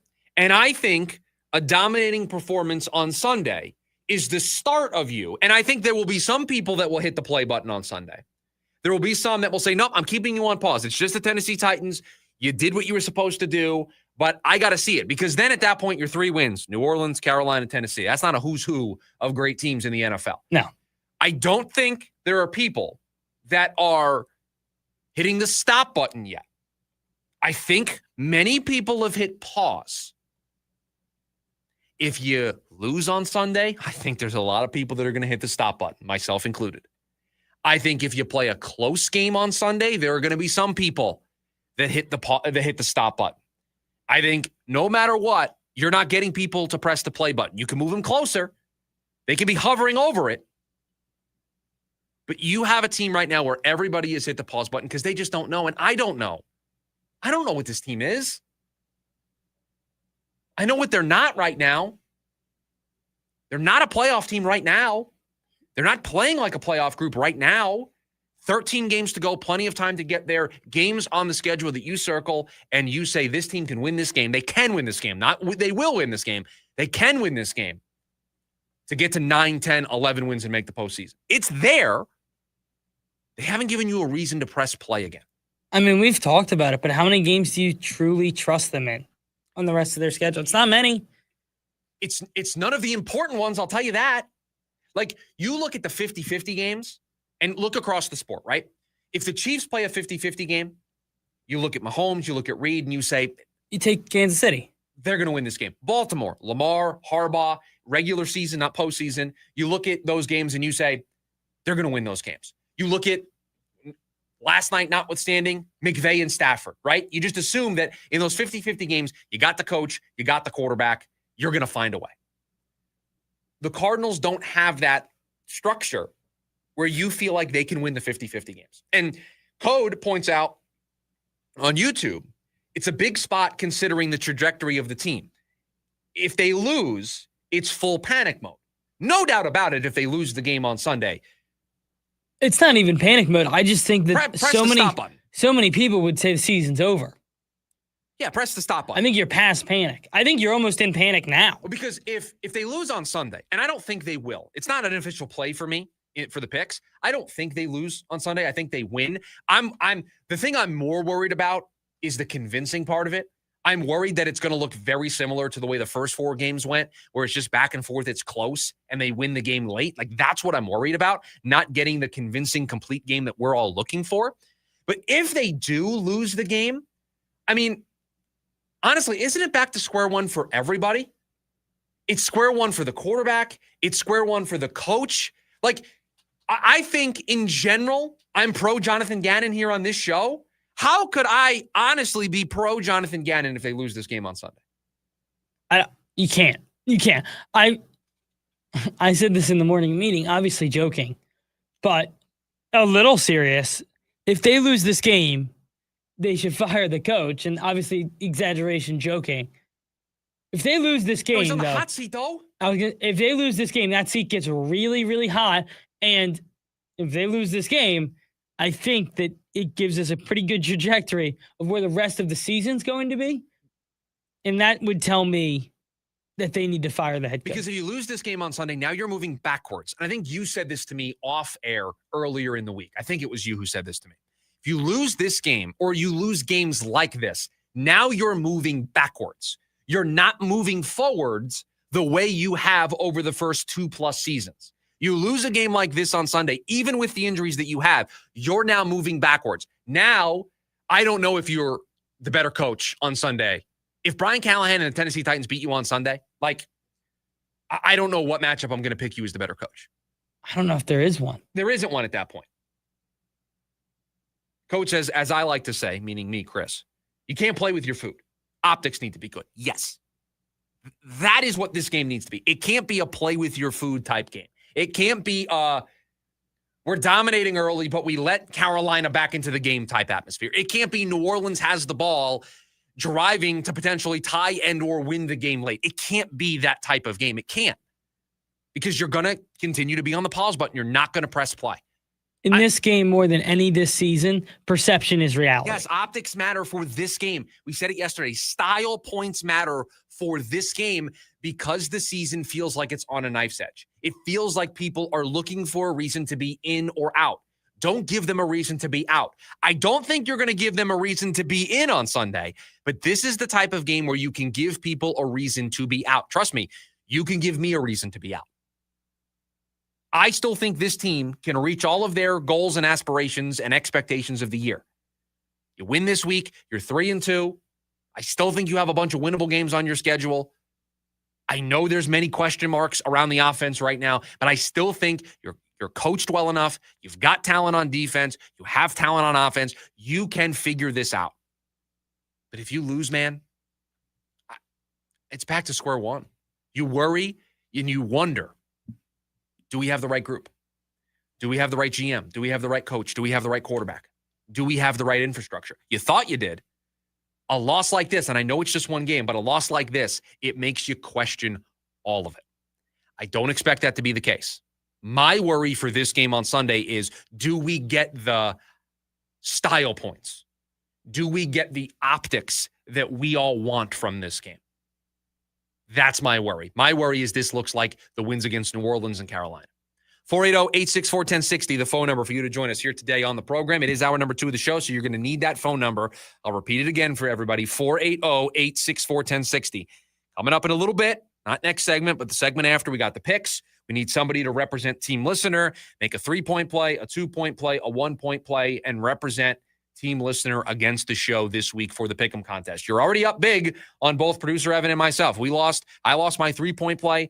Producer Evan lost his 2-point play. And all you have to do is either tie or beat one of us in a given week, and you win. Josh defeated us last week. He had 4 points. He had the most points out of anybody in the week, winning for Team Listener. It's 2-2. The show is won twice. Team Listener is won twice. That's coming up a little bit later on in the show. Again, the phone number for that, 480-864-1060. When we come back, could the Diamondbacks trade Jordan Lawlar to help their offseason plans?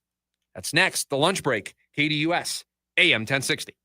It's the Dan Patrick Show. Ben DiNucci, NFL quarterback. I'm still going to introduce you as NFL quarterback. Being on the practice squad, what's the difference in how you're treated, lifestyle? Honestly, nothing's different. I mean, there's 53 guys on the active roster and there's 16 on the practice squad. And the reality of the NFL is that guys are going to get hurt. There's a reason that these teams put a lot of effort into the practice squad, just like they do the active roster. It's really all the same. You're still traveling with the team. The pay cut's a little bit less, but at the end of the day, it's still great. Live Monday through Friday, 6 to 9 a.m. right here on KDUS AM 1060 and the KTUS 1060 app. Just 2 home matches left. Don't miss this one. Phoenix Rising hosts regional rival New Mexico United on Saturday, October 4th at 7 p.m. for Breast Cancer Awareness Night. Grab exclusive Rising gear from a limited edition trading top and merch line with a portion of proceeds supporting breast cancer research and treatment. It's a match with heart and high stakes. Tickets start at just $15. Get yours now at phxrisingfc.com.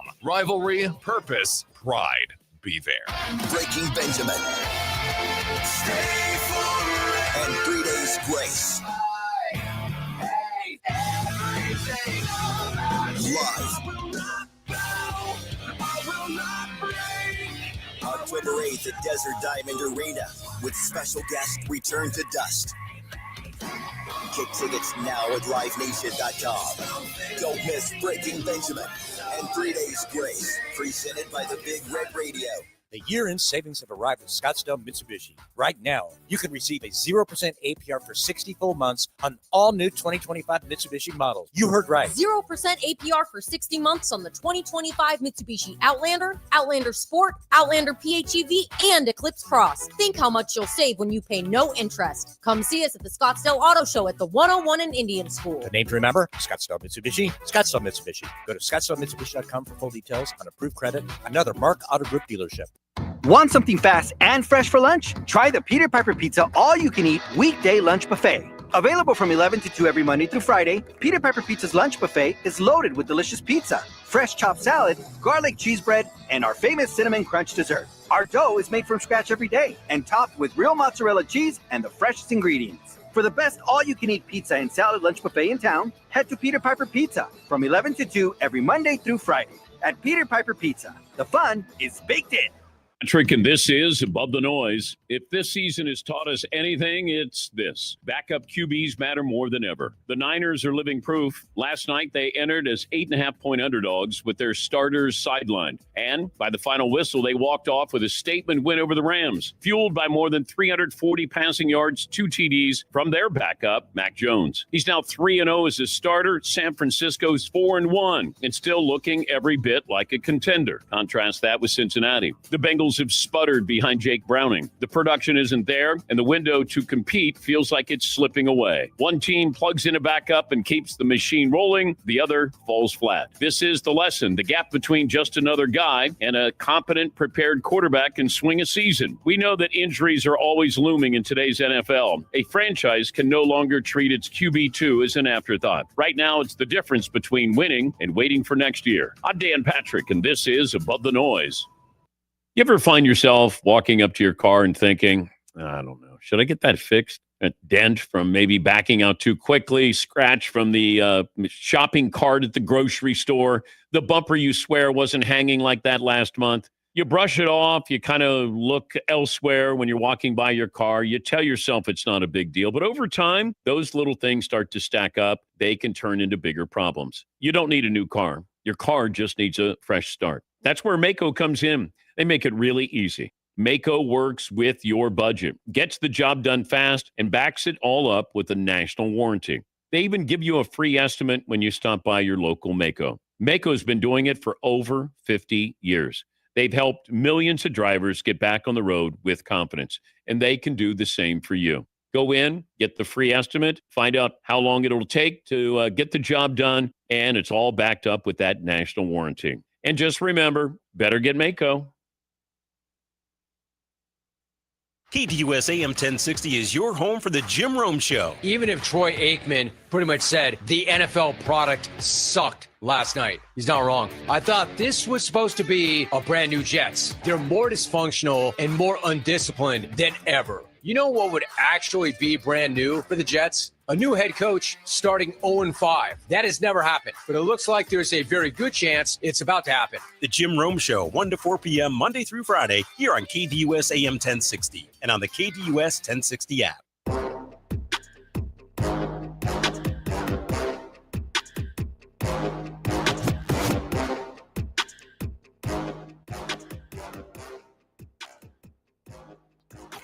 We know that the Diamondbacks are going to have to get creative to solve the grocery list of needs that they have to fill this offseason. A budget that's not going to be as high as it was a year ago. Plenty of positions that need addressing. First base, third base, 2 outfield spots, 2 starters, a bullpen arm, or 2 or 3. Lots to do. And first base certainly going to be at the center of things. Tyler Locklear is undergoing, I think it's a pair of surgeries for some injuries that he suffered at the end of the season. So don't know if he's going to be available at the start of next season and how long into the year it will take for him to be able to come back. And it's not like Tyler Locklear earned the job with his performance in the time that he did spend with the Diamondbacks after getting traded from Seattle. So feels like that is an open competition. And there's a lot to do, not a lot of ways to get there in terms of finances. So trading, using guys that are currently on the roster, giving those players opportunities to win jobs. And they certainly did that with Blaze Alexander. And he showed you more than enough to be on this team in some capacity, whether it's as the starting third baseman or it's as an outfielder. He played very well in center field, could move him over to the left. I think he has the leg up for the third base job. And it's kind of the reason why we were upset that Jordan Lawlar didn't play as much as we would have liked him to when he got called back up at the beginning of September, because you just don't know what you have. Now, let me make something very clear. I get it. I get why Jordan Lawlar didn't play every day. I didn't like it. But I get you're trying to make the postseason. You're back in this race. You can't throw caution to the wind and just be about player development. You have to pick and choose your spots. I understand you have a manager who sees a team and an opportunity. We can surprise, shock the world, make the playoffs. I got to play my best 9. I get it. I didn't like it. I would have still tried to find a way to play Jordan Lawlar as much as I could. But the byproduct of that is you still don't know what you have in Jordan Lawlar. You're still not sure if he can be your opening day third baseman. And Blaze played every day, most days, played well enough that you kind of know you got something with Blaze. So could the result of that be the Diamondbacks take some phone calls on Jordan Lawlar? Now, Jordan Lawlar's value in general, I think, is lower than you probably think it is. But I think Lawlar could fetch a pitcher back in a trade. I'm envisioning those trades where 2 teams swap. I don't want to say failed prospects, but prospects that could use a change of scenery. Prospects that could be better off going to a place where they're given an opportunity to thrive, given an opportunity to play every day. And I'm sure there are plenty of teams across baseball that would love to make Jordan Lawlar their third baseman and give him every chance in the world to win that job long term. And those teams may have pitchers that either haven't really gotten up to par or they're landlocked. There's not really a place for them to go. And you can make one of those types of swaps. Or you could include Jordan Lawlar as part of a larger package, but he's the centerpiece of it, that goes out and fetches a more established starter. But it does feel like if pitching is going to be the priority that Mike Hazen says it's going to be, as it should, they need 2 starters, they need a whole makeover for their bullpen. They're going to have to think outside the box. They can't throw money at this problem. $40 million or whatever their budget is, they can't go out and sign 2 pitchers and we're good. They're going to have to get creative. And with Blaze playing as well as he did for this team in the second half, combined with Lawlar still being a highly regarded prospect in the game, that feels like a very easy way for you to get one of those 2 starters. We talked about a few trades in the morning meeting. I mean, look back at how the D-backs got Zach Gallen, right? That was prospect for prospect. Yep. And I'm not saying that either of those guys were failed prospects or not living up to the bill at the time, but that type of trade feels like what the D-backs are capable of doing in this situation. I agree wholeheartedly. And this isn't to say, listen, this program, we've got the sounder for goodness sake. This is a pro Jordan Lawlar show. This is a pro Jordan Lawlar radio station. We love Jordan Lawlar. But if Blaze Alexander is going to be your opening day third baseman because of how well he played, and you have a bunch of needs to address, and you have to get creative in order to fill those needs, maybe Jordan Lawlar is the piece that helps you do this. And that would hurt. And the Diamondbacks deserve some chunk of the blame for why it didn't work out. But if Jordan Lawlar can help you facilitate a starter, you've got hitting prospects in the pipeline. That's the one thing we've said about this Diamondbacks farm system. You have other hitters in the pipeline ready to go, ready to help you. So you can afford to utilize somebody like a Jordan Lawlar as part of a package to go out and get an established starter to add to your group. I would explore it. Listen, we talked about that this team is going to have to make trades to fill out this roster. Jordan Lawlar feels like a guy who's probably going to come up every time you make a call. Mm-hmm. Right? And when that is the case for a team that needs to make trades and fill holes this offseason, there's a likely scenario that he could get moved. What can you get in return? You said it's probably lower than we may imagine. Yeah, Jordan Lawlar's value singularly as a prospect isn't what it was 2 years ago. No. And because of the injuries, because of we've now seen him at the big league level, and it's been hit or miss. Although, in fairness, he finished the year strong. Playing him more and giving him a chance to work through things did result in a good finish to the season. And did we not say at the time, once he got the first hit, once he got that monkey off his back, we thought that his season would unlock, that it was very much a mental thing at that point. Sure enough, he got his first hit. Things turned around for him. And there's going to be a team out there that, one, thinks that Jordan Lawlar is still extremely talented and is a future star in this game. And two, thinks that they have the setup to get the most out of Jordan Lawlar. And that might be the ticket to get the Diamondbacks one of the two starters that they need to get this offseason. And there is some value. In his last 15 games, he hit 300, right, in 38 at-bats, 10 hits. He doesn't have the home run, but, I mean, he was very productive in the last 3 weeks of the season, even not playing every day in that situation. I'm looking up a certain pitcher's contract because I want to know. Because if this pitcher has a couple of years of control, this may be the guy. Would you make Jordan Lawlar the centerpiece of a trade for Sandy Alcantara? Yeah, that is a name I thought. How many years of control does he have left? You have $17.3 million in 2026, so it is a little bit expensive. You are taking on some cash. And there's a club option in 2027 worth $21 million. You're getting 2 years of Sandy Alcantara. Now, the cheaper player to go get from the Marlins is Edward Cabrera. Younger, he's 27. He's got 3 more years of arbitration. He's not a free agent until 2029. That feels like it costs more, though.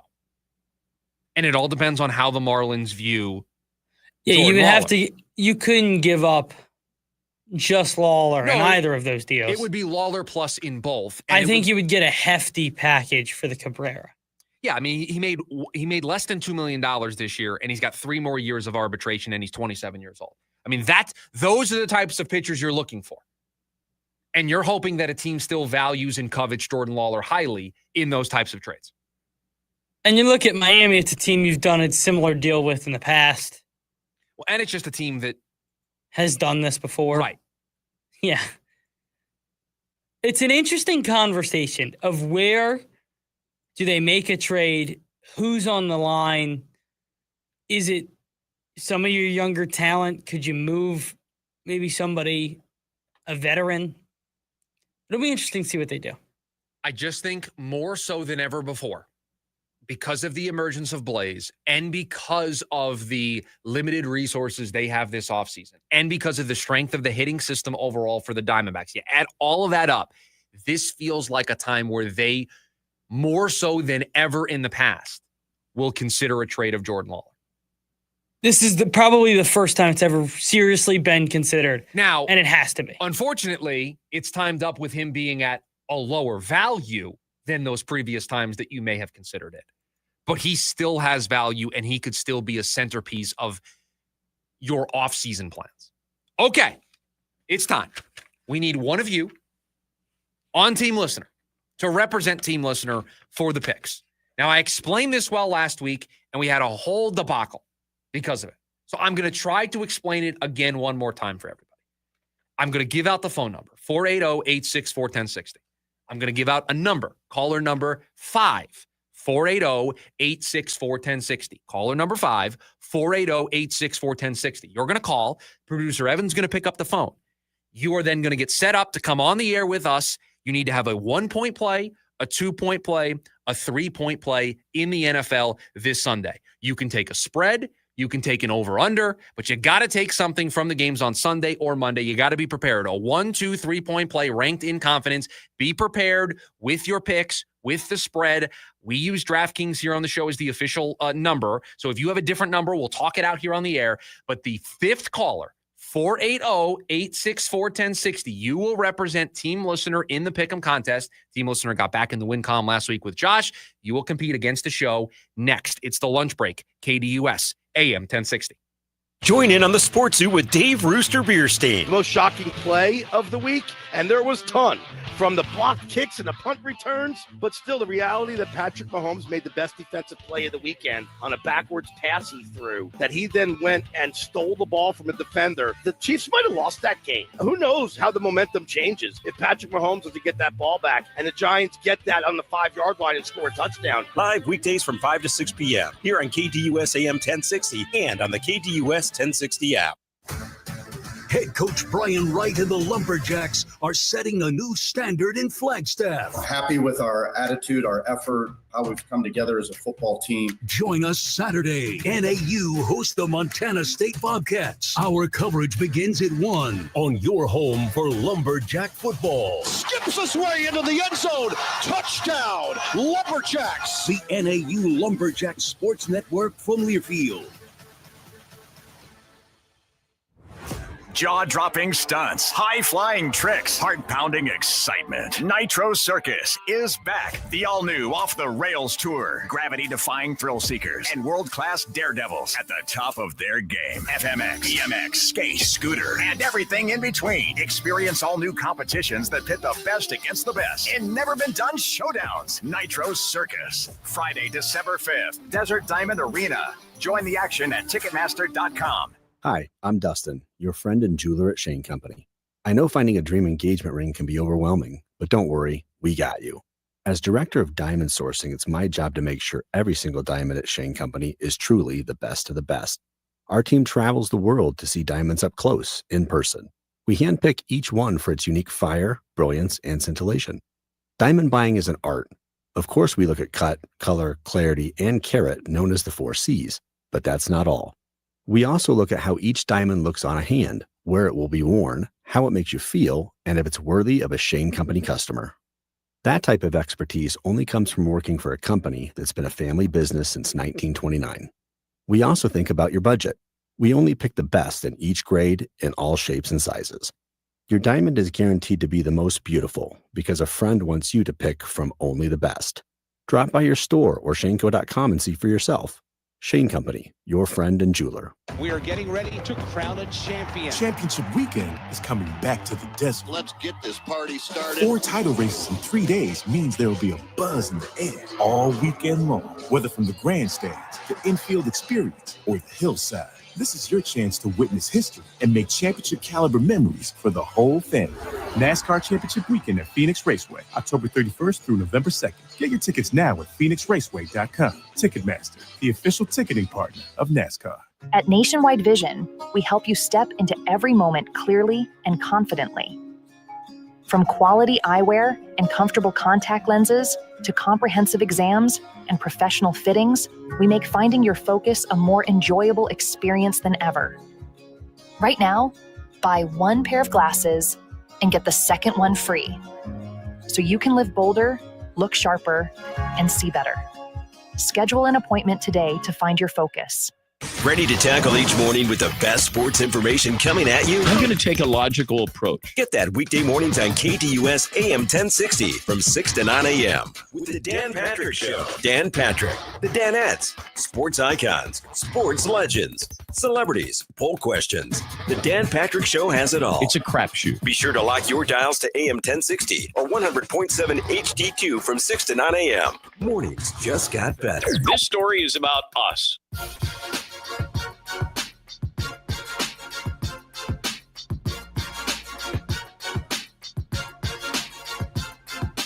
Time for the pick segment, week 5, brought to you by Von Hansen's, located Alma School, just between Elliott and Warner in Chandler. Go online to vonhansensmeats.net. They've got everything. They've got house-made, easy appetizers for your football parties, your one-stop shop, meats, beer, wine, barbecue rubs, wood chips. They've got it all. Top-of-the-line beef and pork in the market. All of their meats come from the Midwest. They can customize orders. They've been in Chandler for 18 years, serving the best meats in the Valley, and they bring to you the pick segment every single week here on the show. Producer Evan, I'm nervous because we had confidence going into Team Listener last week, and Alec, Josh saved the day for Team Listener. Now, you, in my ear, before we started the segment, said you felt good about Chuck, who's making the picks for Team Listener this week. And I heard a little bit of your back and forth with Chuck. I still feel good about Chuck. I feel like, my screening process maybe has upped its ante this week. So with that in mind, and I don't want to put... And I like that Chuck had some clarifying questions too, which made me feel better. All right, so let's bring Chuck in. Now, Chuck, you're carrying a lot of pressure here with the way last week went. Are you okay with that? Are you okay with carrying the pressure for Team Listener? Because it was rough last week. I sense that that's the case, that I have a lot of weight to carry here, but I'm confident. In fact, I think I should have to beat both of you instead of just one of you. Wow. Okay. Wow, Chuck. All right, Chuck, you're off to a good start. All right, we're going to get the music going here. You let me know. 1, 2, 3 point play. The floor is yours. Okay. Interestingly, I'm looking through them because I had a couple things in mind even before, calling in here, but every one of the games I like has a 3.5 point spread. So let's start in the rainy Northwest. I'm going to go with the team you were just talking about, a pretty good-looking Seattle team. At home, giving a beat-up Tampa Bay team 3.5. I'll take Seattle. I think they cover that fairly easily. I think the run that Baker Mayfield and Tampa's been on might end up in the Great Northwest. So give me Seattle for 1 point. Seattle minus 3.5 to 1 point play. Your 2 point play. My 2 point play, we're taking it over to England. I'm going to take the underground, pretty spicy Cleveland Browns with Dylan Gabriel in his first NFL game. Minnesota looked bad last week. I don't know that gets better with all the distractions and everything happening over in Europe. I'm going to take Cleveland in a pretty good defense, plus 3.5 for my number 2 pick. How about this, Chuck? I'll do you one better. We have it at plus 4.5 for the Browns. You get an additional point. Even better. I don't need it, but I'll take it. Your 3 point play. My 3 point play, we're going to go to Monday night in Florida. I think the Kansas City Chiefs had their little delay and spell at the beginning of the season. I think they're back. I think their defense is going to shut down Jacksonville. I see it as a low-scoring game, but rather than play the total, I'm going to go with Kansas City giving 3.5. Monday Night Football. Just to recap, Chuck, we got Seattle minus 3.5 as the 1 point play. We got the Browns plus 4.5 as the 2 point play, and the 3 point play, Monday Night Football, Chiefs minus 3.5. That all sound good to you? That's what I'm going to roll with. Interested to see what you're all taking. Chuck, you're locked in. Thanks for playing with us. You represent Team Listener. And you know what, Producer Evan, I want to make a statement. I want to make a declarative point here in week 5. That is the best representative that Team Listener has had through 5 weeks. What a bounce-back performance from the debacle that has been the last couple of weeks from Team Listener. Chuck was ready to go. He was talking trash. He understood what we were trying to do. Just an excellent job from Chuck. 1 of 1 for Chuck. Chuck and Josh probably our 2 best callers. I mean, Chuck just set the bar. He was talking smack, said, I'll beat both of you. And that's not how it works. You just have to tie us. He was ready to go. He had, first of all, I like that he gave like my little intro too that I do for the look ahead. He had that. He was like, we'll start in the Pacific Northwest. I was like, yeah, let's go, Chuck. Brian, take notes. That's how you go on a little bit of a sidebar, but keep it related to what we're doing here. Yeah, I loved it. Oh, Chuck, fantastic job. I'm not rooting for you because I want the show to win. But boy, did you do an excellent job for Team Listener. with that in mind, producer Evan, you have 2 picks to make, a 1 point and a 3-point play, because you used 2 points last night. Didn't get it. So it is me. Are you ready? Well, I won last week, so I get to go last. I know, but Okay. you get to pick. Well, So I technically guess you could go first if you like. I want to go last. And I just felt like after you stole my play yesterday. Yeah, but that worked out for you. It didn't work out for the show against Team Listener, but that was a net gain for you. I lost a potential extra point because of it. Yeah, that was a good start for me. With my 1-point play, I'll stay in Philadelphia. Wow. Broncos headed to the Eagles. The Eagles 4.5-point favorites. I'm going to take the Eagles minus the 4.5. That's what I think have. that defense continues to play well. They'll do a nice job against a shaky offense that has been the Denver Broncos to start the year. And the Eagles will try to throw the ball around the yard, given everything that has happened this week. Your 3-point play. My 3-point play. After they went out and they were the Superchargers last week, they're bouncing back this week. They're at home, Washington, traveling to the West Coast. Jaden Daniels' first game back. But I love the Chargers minus the 2.5. I'm going to take Chargers minus 2.5 at home as my 3-point play. My 1-point play, because I have a 1 and a 2-pointer because I used my 3-point play last night on Rams minus 8.5. My 1-point play. I think they are going to break the record for most points scored against Cincinnati at home. This is a mismatch across the board. I don't think Cincinnati is going to be able to score to hang with the Detroit Lions. This Lions offense, this Lions team in general, has seemingly hit its groove after a rough opening week contest against Green Bay. They look like a totally different team. They cover the 10.5 on the road against the Bengals. For the second straight week, I'm taking a team with a big number against the Bengals. I took the Broncos on Monday night. I will take the Lions here. The only reason why it's not my 2-point play is it is a big number. 10.5 is large, so I'm making it my 1-point. I was going to ask, why not the 2-point? It's just 10.5. You just 9.5. It might be the 2-point. It might be 10.5. It changes the game completely. My 2-point play. I'm taking an underdog as my 2-point play. Is this your first dog? I mean, you take these massive spreads every week. I took the Jets as a dog on Monday last week. You did. How'd that work out for me? But you did didn't work out. You did take Buffalo minus the points last week too, which was what, 14.5, 15.5? No, I didn't take Buffalo. I said I didn't. My 3 picks last week. What were my 3 picks last week? Oh yeah, it was Sunday night. Right, and then I took the Monday Packers minus the 7.5 against. Yeah, or never mind. My bad. So I try to avoid these big numbers, but Cincinnati's just very bad. I'm taking an underdog as my 2-point play. Tennessee's the worst team in football. This team is the second worst team in football, and it baffles me that they're 1.5-point favorites at home. Give me Jackson Dart, Cam Scattaboo, and the New York Football Giants plus 1.5 on the road in New Orleans. You can't tell me that after what you saw last week from this Giants team, that they are a 1.5-point dog on the road. I don't care where you play the game. I know, especially with that pass rush, right? You just feel like that pass rush can win them a few games, and then you throw in how well the offense Jackson played. Dart revenge game. I will tell you, the plus 1.5 comes from no neighbors. Give me the plus 1.5, 2-point play, New York Giants. I just want to be very clear. Chuck only needs his 3-point play. He only needs Chiefs minus 3.5. Well, that's on Monday, so we'll know if he actually needs it or if he's got points already in the bank. Yeah. Because the most I can get is 3. You can most get 4. I can get 4. So he would need more than 3. Well, to beat both of us, he only has to tie you. Well, remember, he did make the claim. So are we making this a rule for Chuck because he came in? No, that's unfair to Team Listener. That's unfair to everybody else. They didn't sign up for Chuck to cut a promo on us and say that he could beat both of us. All right? They didn't. I mean, Chuck went rogue on Team Listener. We can't put that on them. I think for us versus Chuck specifically, we're going to keep an eye on that. But no, for the way that the Team Listener versus the show thing works, they just need to tie us. They just need to tie us. As Code pointed out before Chuck's great call, that he was expecting somebody to call in to take LA Galaxy over FC Dallas in some soccer because of Alex's "What Sport" comment last week. I love Code telling Chuck to talk his smack. I mean, he was. That's somebody who was prepared. Yeah. and understood not just his role on Team Listener, but his responsibility on Team Listener. He knew he had big shoes to fill. I can't wait to see what the calls are like while I'm gone. Everyone's now going to come out of the woodwork because they're not competing against me. Cowards. I'm making my picks anyway, everybody. Don't you worry. Just, it feels like a week that John and Michael are going to pick up the phone. Now, real quick. Play against Kayla and I. Now, Kayla's making picks. Whose picks are going to count for the show?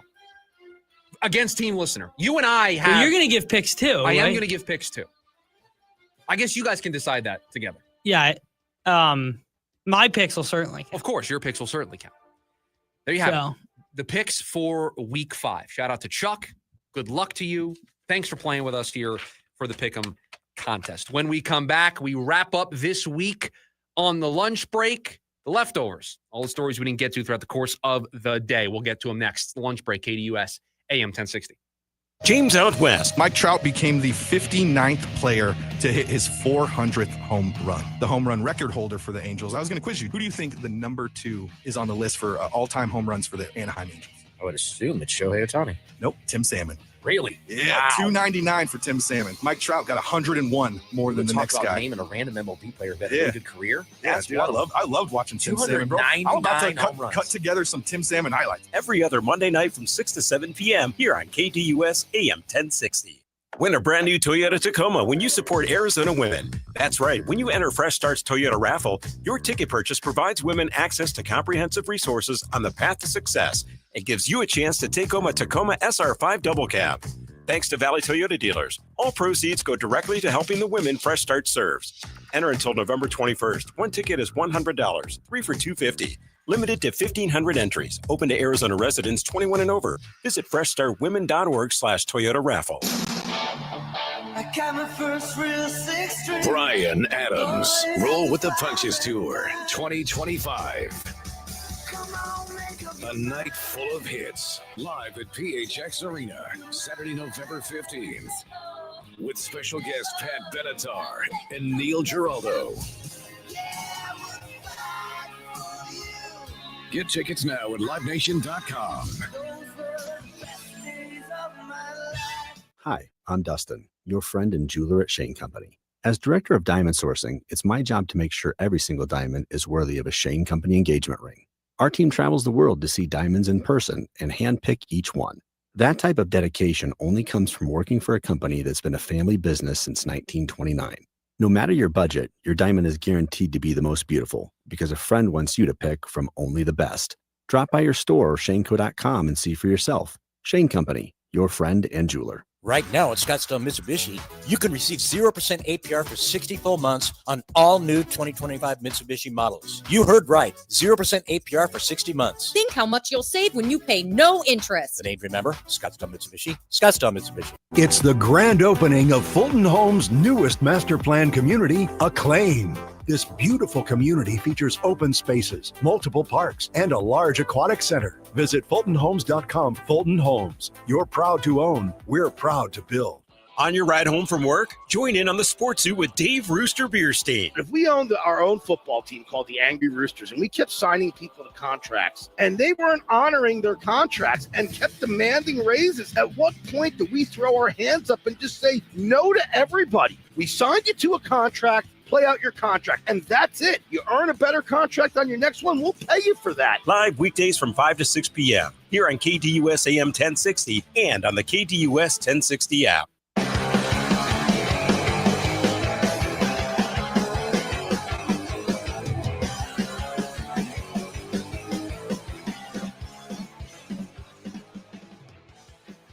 Back to wrap up this week on the lunch break, KDUS AM 1060.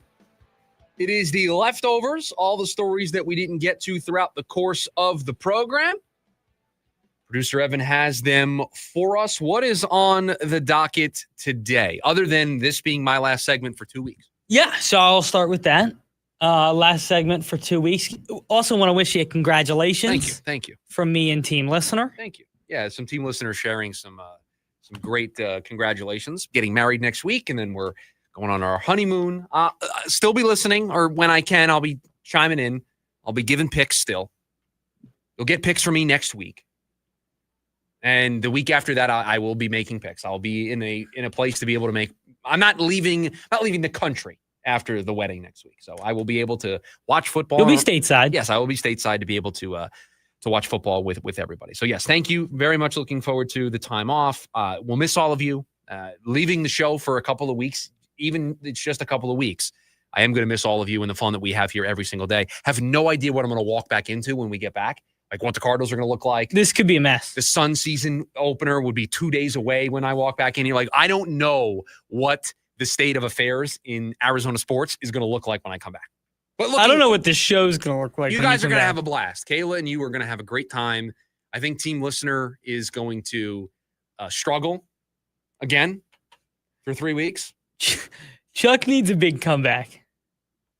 I mean, if Chuck wins this week, it's 2 in a row for Team Listener. And then we're down 3-2. Right. And then we got to get it going. So there is pressure on us. We're the Cardinals right now. 2-2. We're the Cardinals. We got punched in the face last week. Right. We got to respond. Yeah. Next thing, also on speaking of the caller segment, I am still waiting for somebody to take the Angry Roosters. Yeah, that would be a deep cut reference for somebody to take the Angry Roosters.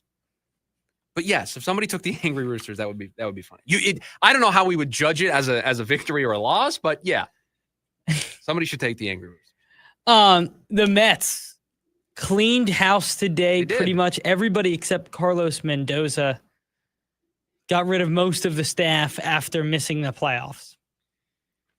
Yeah, you're going to see that a lot from teams that now may miss the postseason and or are getting eliminated now from the playoffs. Like the Padres, I think, are going to have some conversations on whether or not they need to make some coaching changes after, getting eliminated in the first round of the postseason. The Rangers are making a managerial change. Bruce Bochy is stepping away. And so I just think you see teams that understand if we don't meet the expectations, we can't just run it back. And the Mets decided after winning only 83 games and missing the postseason with that high of a payroll, somebody needs to be held accountable. And they've decided that the hitting coaches, the pitching coach, although his contract expired, so it's not like he was fired, they're just not renewing his contract. In the case of the hitting coaches, they did have years left on their deal. Their bench coach who's leaving, he decided to step away. Their catching coach retired. So it's not all firings, but it is all of these moves happening at once, yes. Bleacher Report wrote a fun story this morning that I think is great for anybody who's a football fan, but it is scouting the biggest draft risers through this season. Okay. And I think it's fun for guys to watch out for as you prepare for next year's draft. I know it's a little bit ahead, but as a draft guy myself, love paying attention to some of this stuff. Anyway, the biggest risers in the 2026 draft after the first month. LSU cornerback Mansour Delane. Mansour. Okay. Do you know him? No. He's been unbelievable. That defense has kept them in a lot of games. I mean, they lost to Ole Miss this week because they couldn't run the ball and a lot of other problems. That defense has kept them in games because Nussmeier's been pretty banged up. Also, fun story out of Ole Miss. Have you been watching Ole Miss? Any of that? I mean, I've been watching just Lane Kiffin be Lane Kiffin. They have a quarterback out of Ferris State, Division II, and he has been really good. And Lane Kiffin was telling a fun story about him, that when he showed up to the building, they were having a meeting, right? And he asked if he could take the Gatorade, like out of the fridge, and if it was free or who he had to pay. Like, welcome to the SEC, dude. Yeah, welcome to being in a big-time program. Yeah. Number 2 on this list, quarterback Dante Moore at Oregon. He might be QB1 right now. Starting to see a lot of buzz in that regard that he may be the top quarterback when it's all said and done. Was just about to say that. Number 3, defensive lineman Keldrick Falk out of Auburn. He has been unbelievable. I don't know how much you've seen of him. I haven't watched a ton of college football outside of ASU-related matters. ASU, by the way, as I'm scrolling through this list, I guess you can't rise that much when people also thought you were a top 15 pick because Jordan Tyson, not well, yeah, you can't rise from being wide receiver 1 to being wide receiver 1. Like, you're already the top receiver in the class. You're already a top 10 player in the class. Like, there's not really a lot of space for you to go. The only receiver who did make this list is Carnell Tate out of Ohio State, who's been awesome.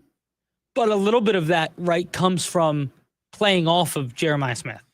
Jordan Tyson doesn't have that. No. It's also, I caution against taking this list and starting to dream of certain scenarios come the draft, because there's so much time between now and the 2026 NFL draft. There's a whole remainder of the college football season. There's the Senior Bowl, Shrine Bowl, Combine cycle, all of that noise, the interviews, all of it. It's going to change 45 times between now and 2026. That's going to do it for us here on the program. Jim Rome is coming up next. Producer Evan, thank you for all that you do. Everybody, have a great rest of your Friday. Have a great weekend. Talk to you in 2 weeks. See ya.